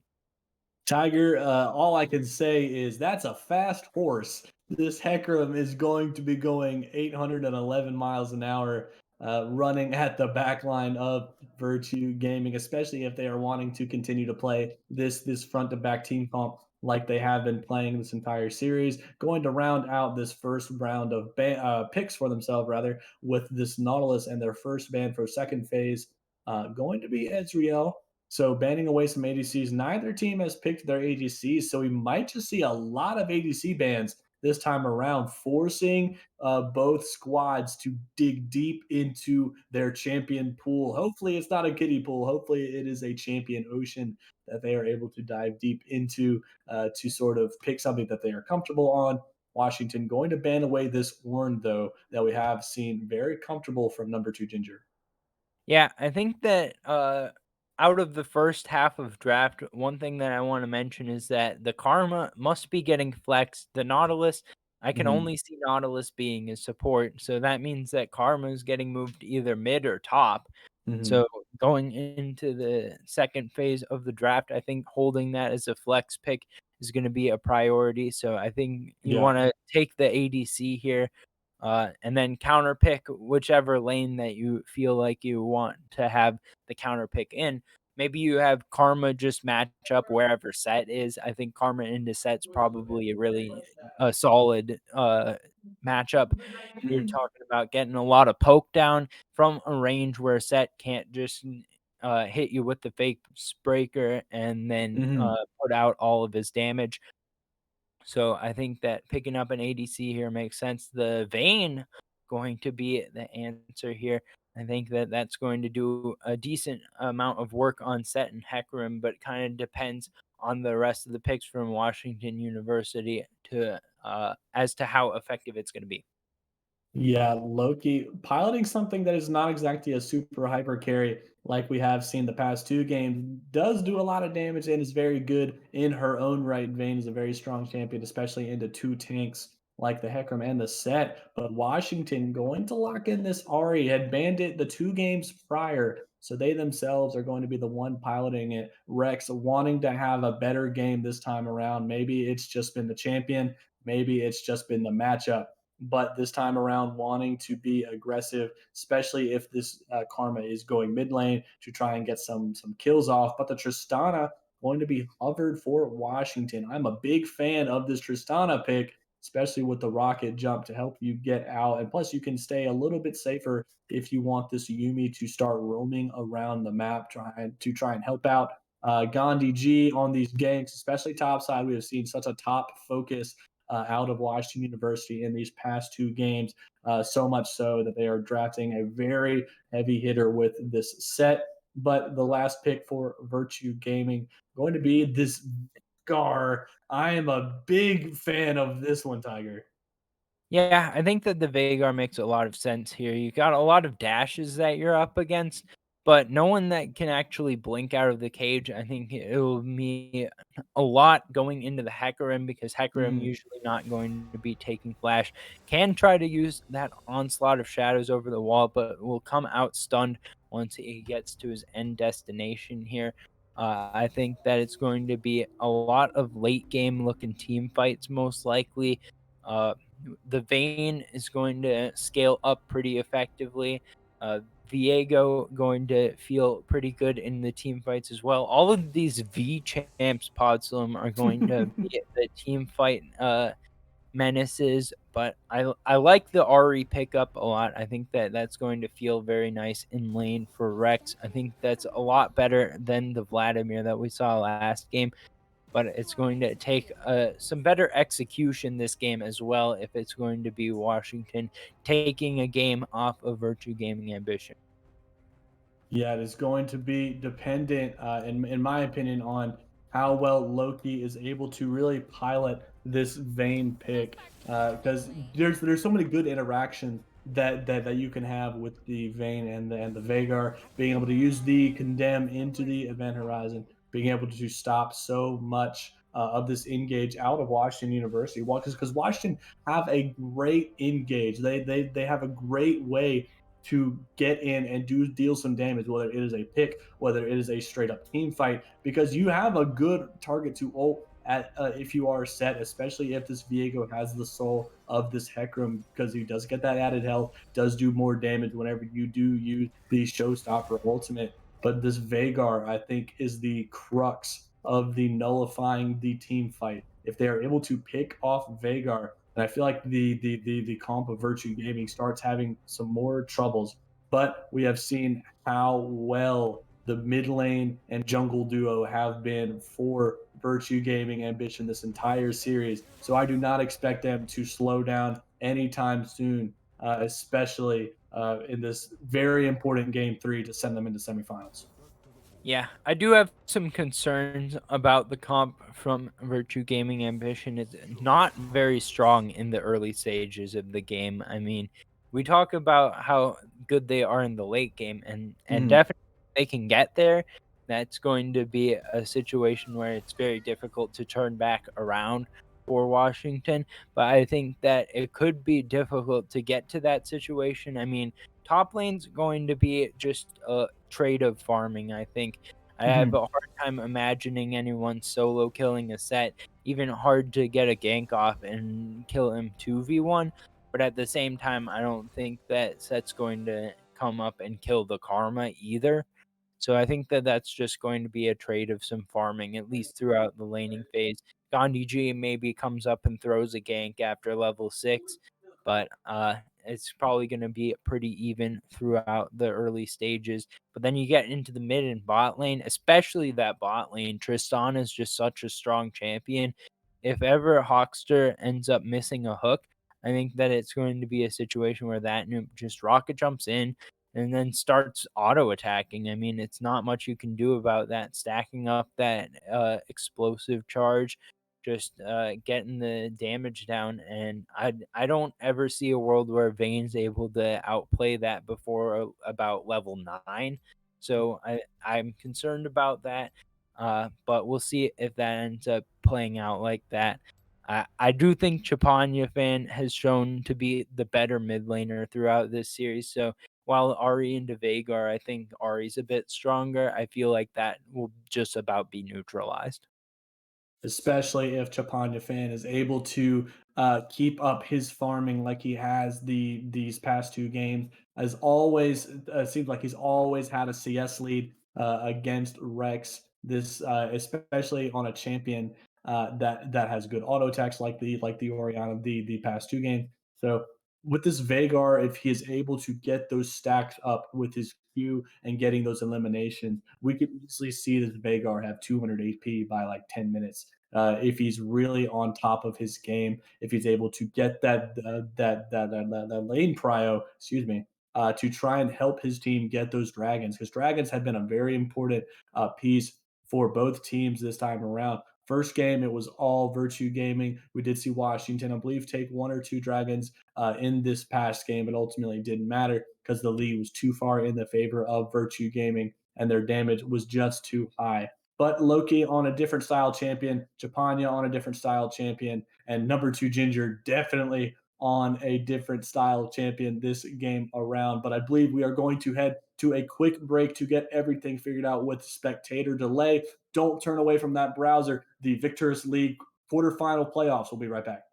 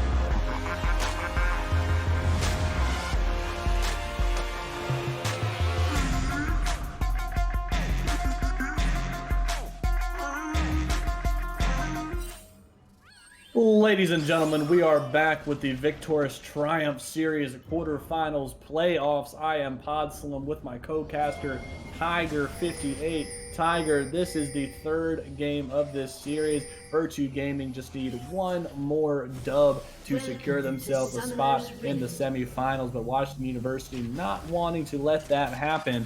What does Washington need to do to change this game and turn this 30 series around? seconds until minions Well, they spawn. just need to get a lead early on in the game here and hang on to it. I think that they've got a lot of early opportunities with the Hecarim, especially to get some ganks off. And I think that they can get it done here, but they've had a hard time holding on to a lead throughout the series. We saw in game number one they got a lot of pressure in the top lane, even taking the first two towers there, but they were Minions have unable spawned. to push that into the mid and bot lanes. So they're going to just have to farm it up a little bit better. And maybe track Captor a little bit more effectively. Captor has been in the right place at the right time very often throughout this series, especially game number two. And if that continues into this game, that could make it stall into the later stages of the game where this Vagar and Vayne become so effective and hard to kill. Yeah, in this vein, running the lethal tempo, going to be ramping up that attack speed. You're going to be doing so much, and Chapanya already getting started off with those stacks with the Q right there. But EQ Flash looking to pick up right where he left off with the aggression. Number two Ginger getting some big damage, and I feel like this is exactly how the lane is going to be going for the rest of the game. This Karma just being a nuisance to this set. I mean, you don't even really have to win. You just have to make sure that the set doesn't win, or that the set loses. But Chapanya fan getting pushed out of lane right there, almost getting hit by the charm as the level two advantage from Rex. But this looked like all the lane for Washington being more aggressive than they normally are, except for the bot side where Noop and Nate are not exactly having the best of times. Yeah, I mean, facing off against that Nautilus is something that definitely forces you to take a look at whether you want to go in for anything or not. You need definitely not the strongest support in the earlier stages of the game. It's definitely going to be scaling up as well. Now it's going to be a little bit of trading going on in the mid lane. Both those mages liking to throw some of those spells out. We'll see if that gets any deeper. But so far, a pretty quiet game. We'll see. A hook from Hawkster can quickly change how that's going to feel. But Hawkster has also used this Nautilus effectively to roam, so we'll see as well if he's going to try to push some of that power into the mid lane later on. I do not doubt that he will try and get Chapanya ahead, especially with how well this Vagar scales. The number two Ginger could be having a taste of what the past two matches were like. First Blood goes over to EQ Flash, and number two Ginger, even despite not being on a tank, is getting the exact same treatment he got last game. Yeah, standing a little bit too far forward, actually. EQ Flash able to land that face breaker. Flash burned earlier on for number two Ginger means the susceptibility to the ganks is there, and just not playing respectfully enough means that Zombie Cheese able to come up, sweep in, pick up that kill. We see him here, Captor trying to do something on the opposite side of the map. Noop does get hit by some good damage, but nothing's going to come of it right there. Noop does use the rocket jump in. We're on the way pings, and I believe Rex is rotating there right now. There are some pings throughout the river. Don't know if they know he's here. Does get out, has to burn the flash. Uses the mist to try and walk out safely as well. I don't know if they know. Hopefully, they do know that the Ari is chilling right there, not wanting to let her get a kill, especially against this Vagar. Vagar shoving in the wave and mid, and so nothing going to come out of it except for some CS lead for Chapanya. Yeah, so still pretty good early game stuff. Now Stefani fan taking the trade. And Chapan is in trouble right there. Does get knocked into the wall by the Hecarim, and there is four members right there. He's trying his best to turn back onto Rex, and 2-0 start for Washington University. Tiger, you said you wanted to see them get out to an early lead and hold on to it. Here's that lead. Now, can they keep it within their grasp? Yeah. So once again, we're seeing some great toppling. Hawkster always looking for these hooks after on the game. Oh, EQ Flash having to use the flash right there. Make sure it does not get hit by that stun by Captor. Good burn of the summer spell.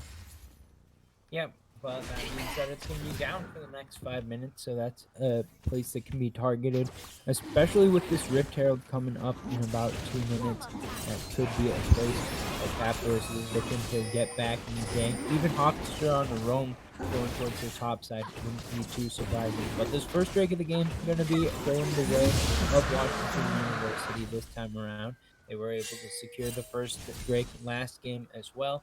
But the gold lead has been diminished quite a great amount during this time. It's back down to only 200. EQ Flash is in trouble, gets rooted up by the Calm right there, trying to stay alive as long as he can with that W shield. Does use a showstopper, might try to get a kill. Ooh, Captor almost getting it turned around onto him, but a kill secured for Virtue Gaming Ambition. Noop and Nate pushing in Hawkster and Loki Dosi right there.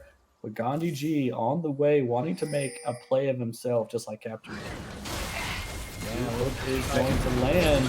Luke getting locked up. The cleanse is there. The flash going to buffer the knock away. Loki taking so much damage. Rocket jump as well. The exhaust goes down. One turret shot will do it. No, a heal goes down. Gandhi going to get pulled. Not back into turret range.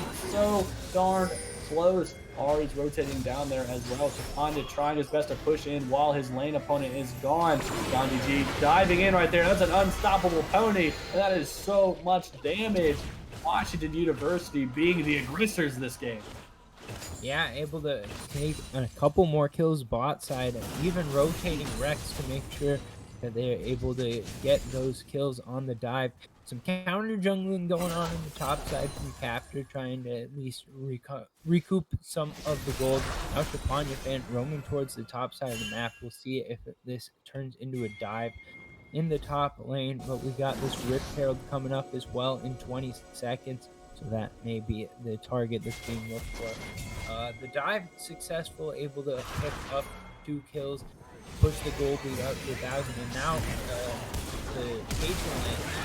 Rex is in a bad place, having used the flash away. The primordial burst, not going to finish it off, but Chapanya going to finish the kill anyways. Number 2 Ginger being a nuisance, if nothing else, to EQ Flash, just poking him all the day long. But that is a good kill. Some more gold into the pockets of Virtue Gaming, and now the Rift Herald is in their sights. Yeah, there was one more thing that I wanted to go back to about that dive in the bot lane. Is a great use of the rocket jump resets.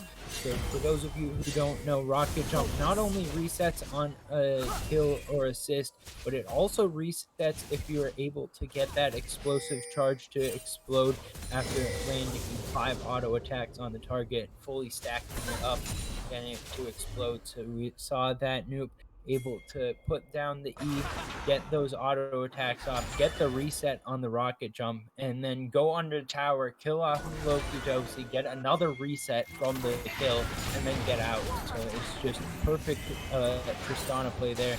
Now Gandhi G looking for another gank in the bot lane next here as well.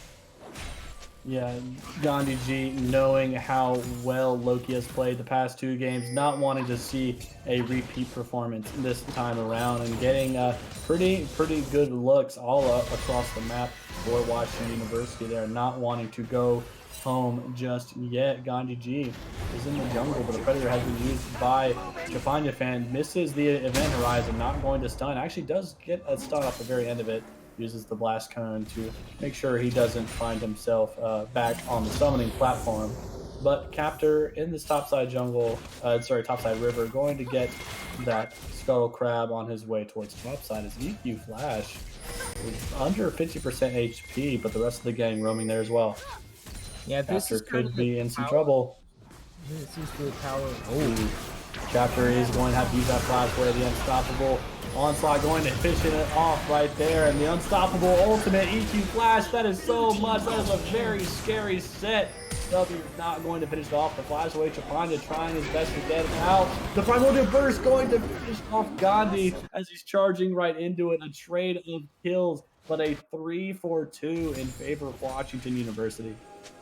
Yeah, getting those kills is gonna feel nice there. I was just about to comment that the nice thing about Karma is that she's kind of able to push Set around in lane a bit, but she's gonna go for a Enchanter build, so it's going to come online a lot faster as well, and she's gonna be useful in a different way going into the later stages of the game. She's gonna be able to buff up, especially this Vayne. Now looking for a trade here in the top lane.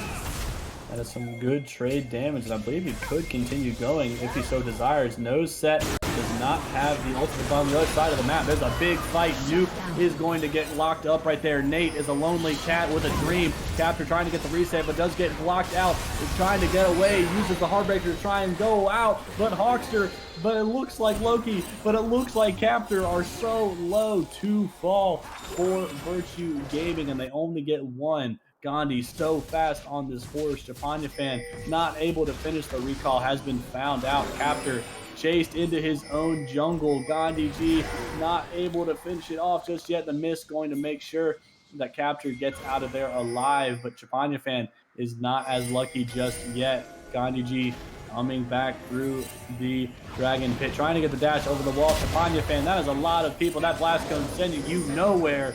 Nuke finishes off the kill, and that is another kill for Washington University and another Dragon Pit as well.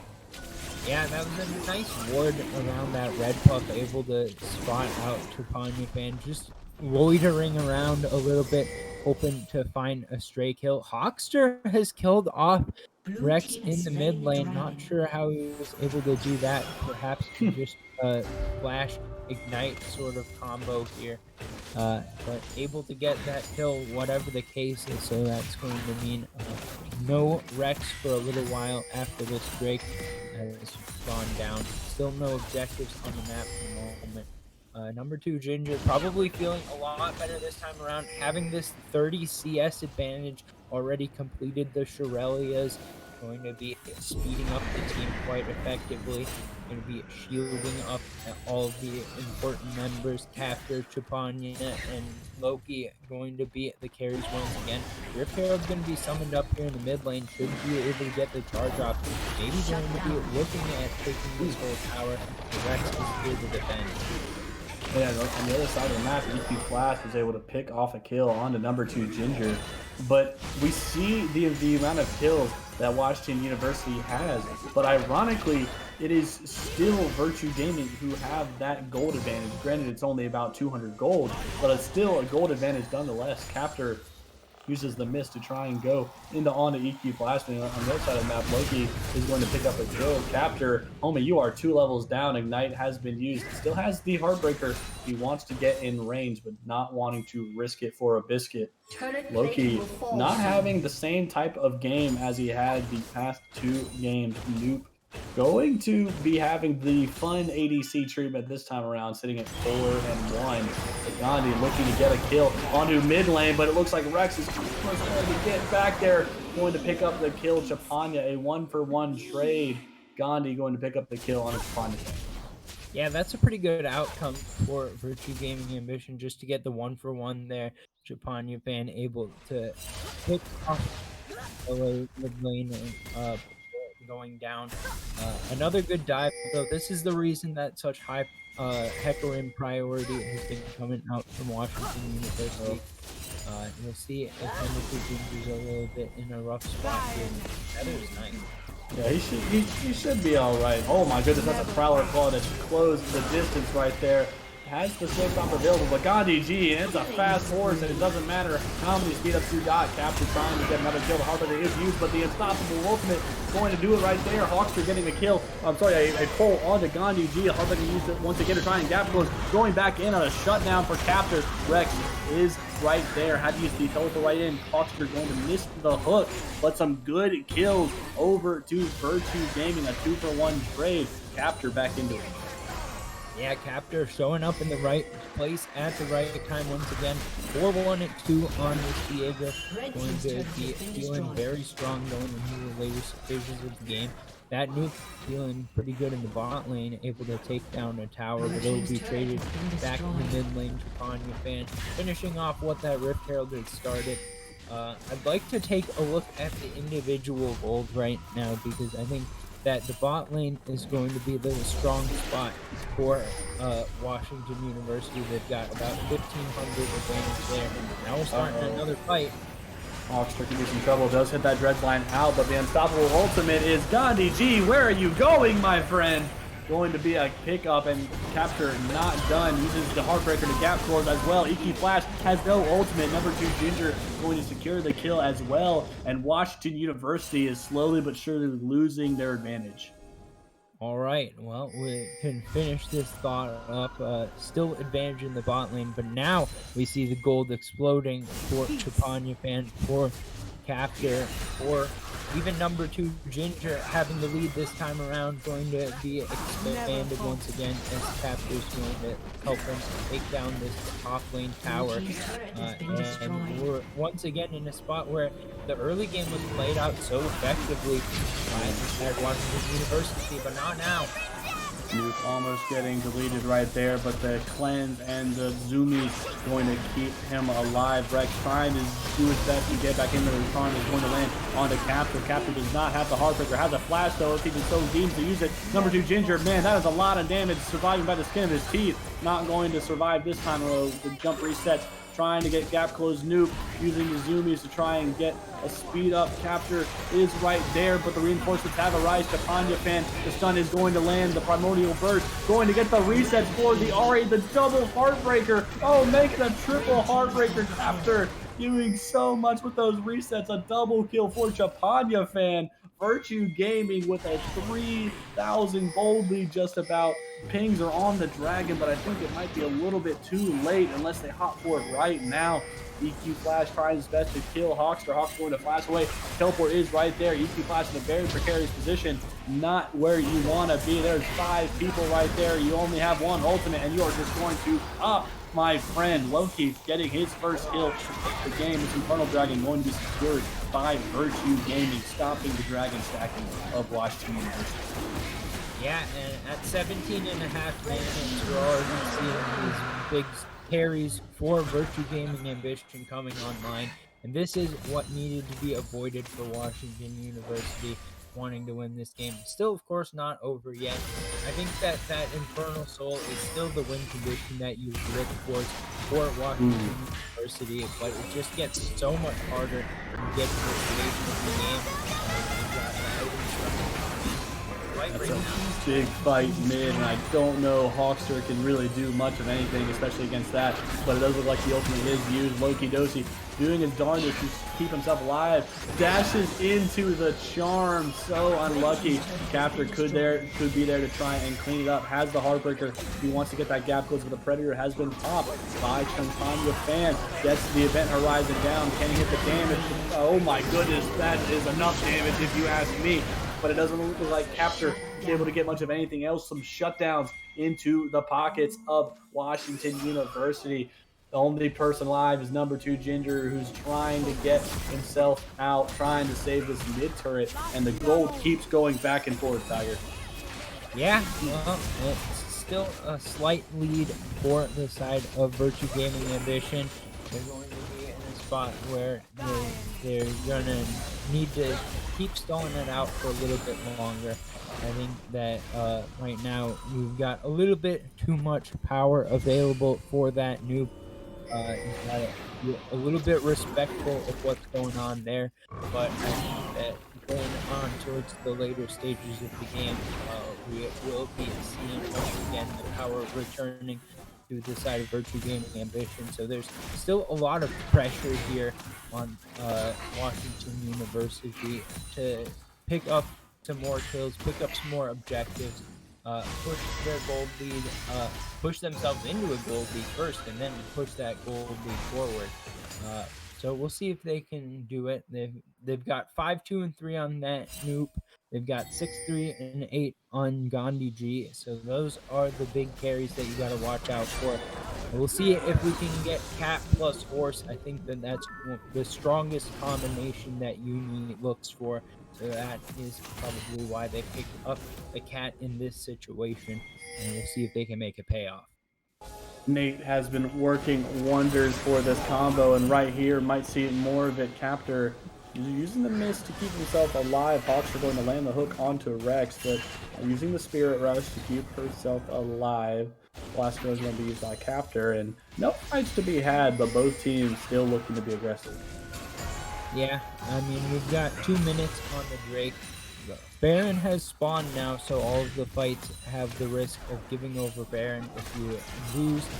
Just trying to take the jungle is going to be contested here for the moment. So we got a bit of a push forward here from Washington University, trying to collect some more resources, just get a natural gold advantage through that. But they're not able to push entirely through the jungle, and Virtue Gaming Ambition able to get a little bit back on the jungle camps.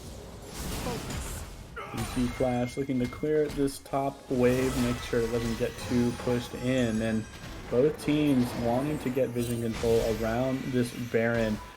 So far, Washington University has not been able to secure a single Baron this season. I'm sorry, this series.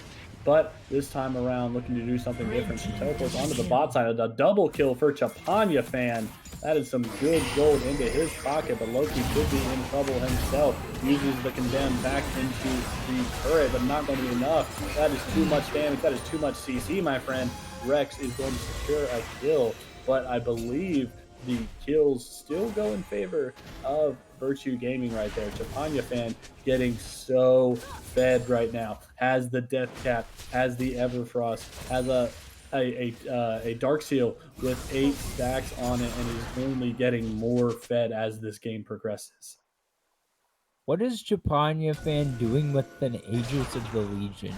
I'm trying to figure out what that builds into that you could even use on the Vagar. Maybe just trying to get some extra survivability and then get a chance to set up these pages. A little bit short range, so I want to be able to walk into the range of the enemy team without getting instantly bursted down. Going to be trying to get that Everfrost to activate as well. So we got a lot of posturing as the Inferno Drake is about to spawn. Yeah, the only item that he could build that would go through that Aegis would be a Gargoyle Stone Plate. Don't really know why that would be happening, but I do know why this dragon is happening, and that is because it is ever so important. If it goes the way of Virtue Gaming, it does go right there. Captor going to pick it up, and that is 2 dragons in favor of Virtue Gaming, 2 dragons in favor of Washington University, and we are all tied up, Tiger. Yeah, I saw the flank there from Don UG, and then he just never pulled the trigger. I was like, oh, he's setting up for this Drake. He's out of vision. He's gotten into a spot where they can't see him. He's going to come and ult across the back line, hear everybody up, and do a ton of damage. And then just nothing happened. They took the Drake, and then they walked to mid lane. So, good work there from Virtue Gaming Ambition. Going to be evening up with Drake, as you said. They got the gold lead still for the moment. They're going to be looking at potentially setting up around this Baron, try to get some vision control. Not in a position to start it off just yet, but they definitely could do it pretty quickly. So a Baron sneak is on the table when you've got Vayne, Diego, and getting that Karma to help out with some of the shielding makes it a very healthy take as well. Yeah, not wanting to get too aggressive and blow yourself up right before this Baron. Either team could easily take it. I mean, just look at that gold. It is dead even right now. Well, they just screwed it up for me, but it was 43.2k for each team. Both teams have 2 dragons. There's 1 turret in favor of Virtue Gaming, so they have that going for them. They have all of the outer turrets destroyed, and that bot inner is almost destroyed for Washington University, but it is just a waiting game at this point. Dragon spawns in a little over 3 minutes. both these teams not wanting to do too much, because if you do try and get a play and you overextend and that play does not work, then the other can easily get Baron. Hawkster flashing over onto Nato, going to stop it right there, and that is a dead cat. Tiger, they could look for this Baron now, not without having to worry about a seriously fast horse on Gandhi, who has so many heals, but that Scuttle Vision is going to keep them off of it. Mist does let Capture get a little bit more invisibility for himself. Hawkster going to get a ward off, going to get charmed up, my friend. That's a lot of damage, using the Dreadline and the Locket to keep himself alive. Equal trade right there, trying to get out. Vision is going to be cleared, and no blood is drawn for Virtue Gaming, but everyone is alive right now. And on the bottom side, though, number 2 Ginger has been pushing this bottom turret this entire time, so that is going to be a net positive for Virtue Gaming. Yeah, they'll pick up a tower here. Now it's going to be the call to start up the Baron from Washington University. This is on Vision. They don't see as the approach comes through. They should be able to be interrupted here, I would think. It's going to be a 5v4 though until Hawkster can get back out on the map, but it is disengaged. Ooh, Rex is hit by the empowered Q. Nothing's going to come of that, though. I think what they really wanted to do was just burn the teleport out of number 2 Ginger, but they themselves are going to be starting the Baron right now. There are some missing pings towards the Baron. I don't think Washington University could have accounted for this. The Squire's Orb has been used. Baron is below half, but they are going to disengage off of it, not wanting to give the Baron over to Washington University. And both teams in a precarious position right now. Washington University have the inside track to mid lane. Into the mid lane, so they are going to be able to take this outer turret, but it looks like Virtue Gaming might try and engage. Going to use that up right there. The dredge line is going to go wide. Had used the Spirit Rush though. The Mist going to go down. The ultimate onto Rex Bellator. They do not know that there's a Viego right there. The Heartbreaker is going to miss. Dredge line maximum range, going to pick off EQ Flash, and that is a big pick, especially if you are wanting Baron and Tiger. There's some on the way things right there. Yeah, and not only Baron, but there's a Drake coming up in 40 seconds. EQ Flash will be up right before that, but not going to be in time to get there right as it spawns, as it is not the Hex Rift. The Hex Rift definitely changed the calculus there, but Infernal Rift can't quite make it. But Rex trying to interrupt this Baron. Yeah, not wanting to get it away just yet. Gandhi wanting to go in, but stopped by Hawkster. That is a lot of CC. Does not have the depth charge to be able to stop this horse. He's so fast right now. But all members of Virtue Gaming wearing purple right now. And that is so comforting, knowing this dragon spawns in about 3 seconds. Everyone is posturing there right now. EQ Flash just got up and is coming right now. Gandhi with the flank. Good look for something to try and get to try and catch Virtue Gaming off guard. Not going to happen though. Right now he is in a very, very odd place. They do not know he's there. Haven't checked the brush just yet. Hasn't left it either. The Yubi goes in, and that is the ultimate, only going to free Hawkster though. The jump does go in, and that's a lot of damage. Heartbreaker onto that noob. Japanya fan does so much damage as well, and EQ Flash doing his darndest in the middle of, and that is a ace, a clean ace at that, Tiger. And there are some pings for the mid lane, and it might look like Virtue might try and push to get an inhibitor and maybe more. Yeah, and I think that with the Baron buff, they should be able to push pretty fast. It's 20 seconds just about on that new going to be before the next respawn comes up. And at that, that's just going to be getting one member on the map. Certainly going to be an inhib taken here, as long as they are actually willing to stick around and take it this time. I have to assume that they're going to be able to. Should be backing off after this. Inhib down in the mid lane, where they can continue to push with this Baron buff, and they are on soul point as well, so Virtue Gaming and Vision in full control of this game.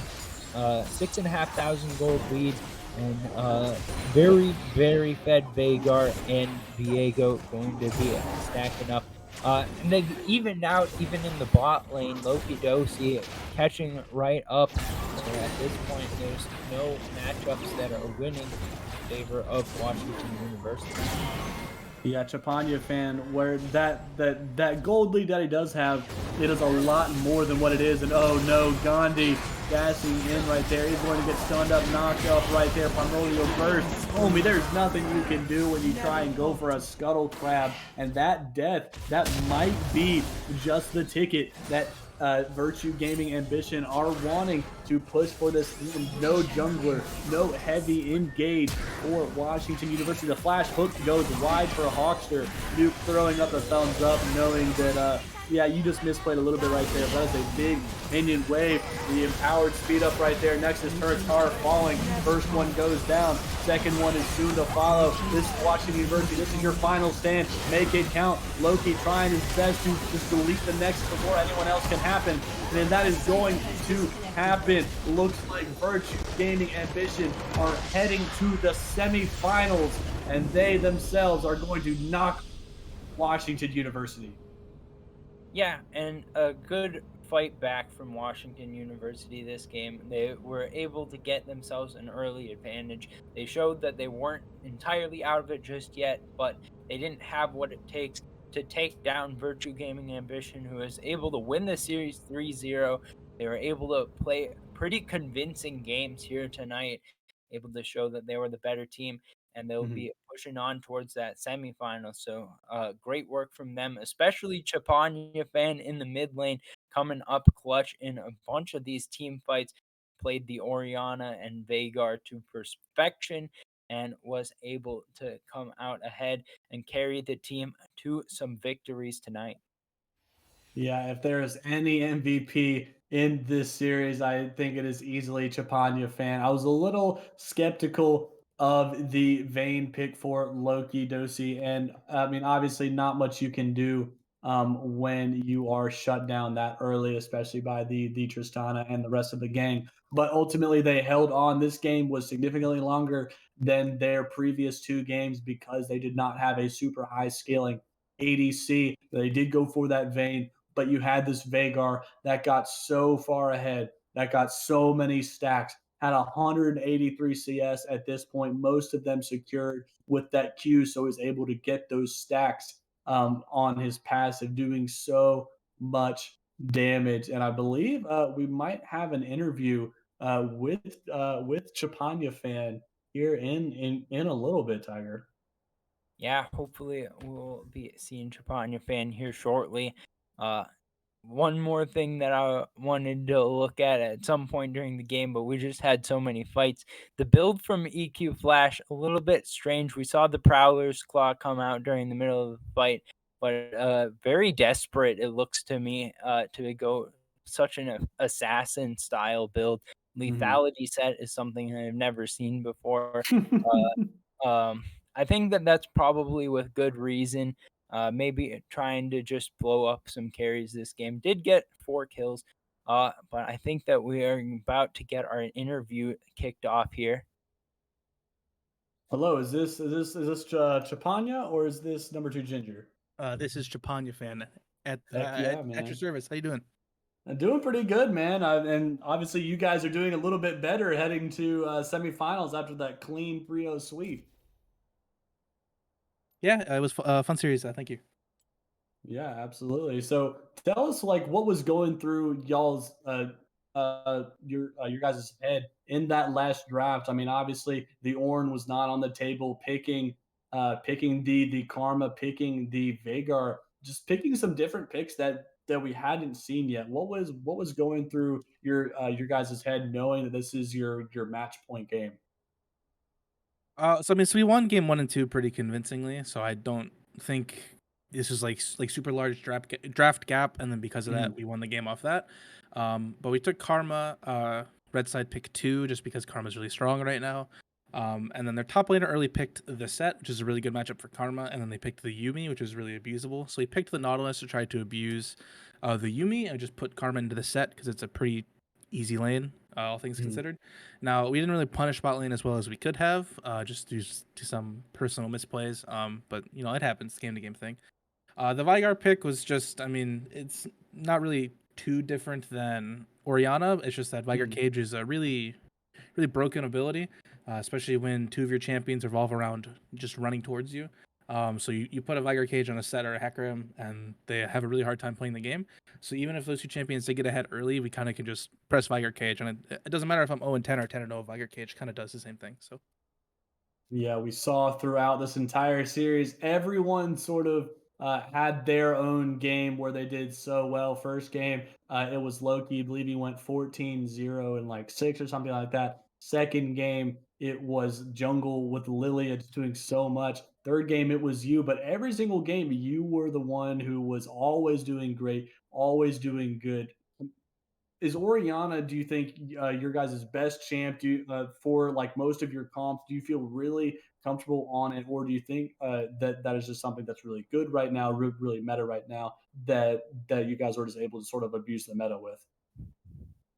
I mean, I wouldn't say Oriana's like super meta, but that's the thing about Mhm, Oriana is she never falls out of the meta. If you're a mid laner, you've played a lot of Oriana games at some point, and I believe yeah. pretty much every mid laner who wants to play at any sort of competitive level should be able to play Oriana. Um, Mhm, so game one, we knew it was going to be a Sylas matchup. It's a really good matchup for Oriana. It has pretty decent wombo combos with the Ornn and the Nautilus, and even we had Viego that game. Viego's Sun can lead to a kill with Oriana's burst combo, like most burst mages. So I wouldn't say Oriana's like super, super, super broken. I wouldn't say it abuses the meta super hard.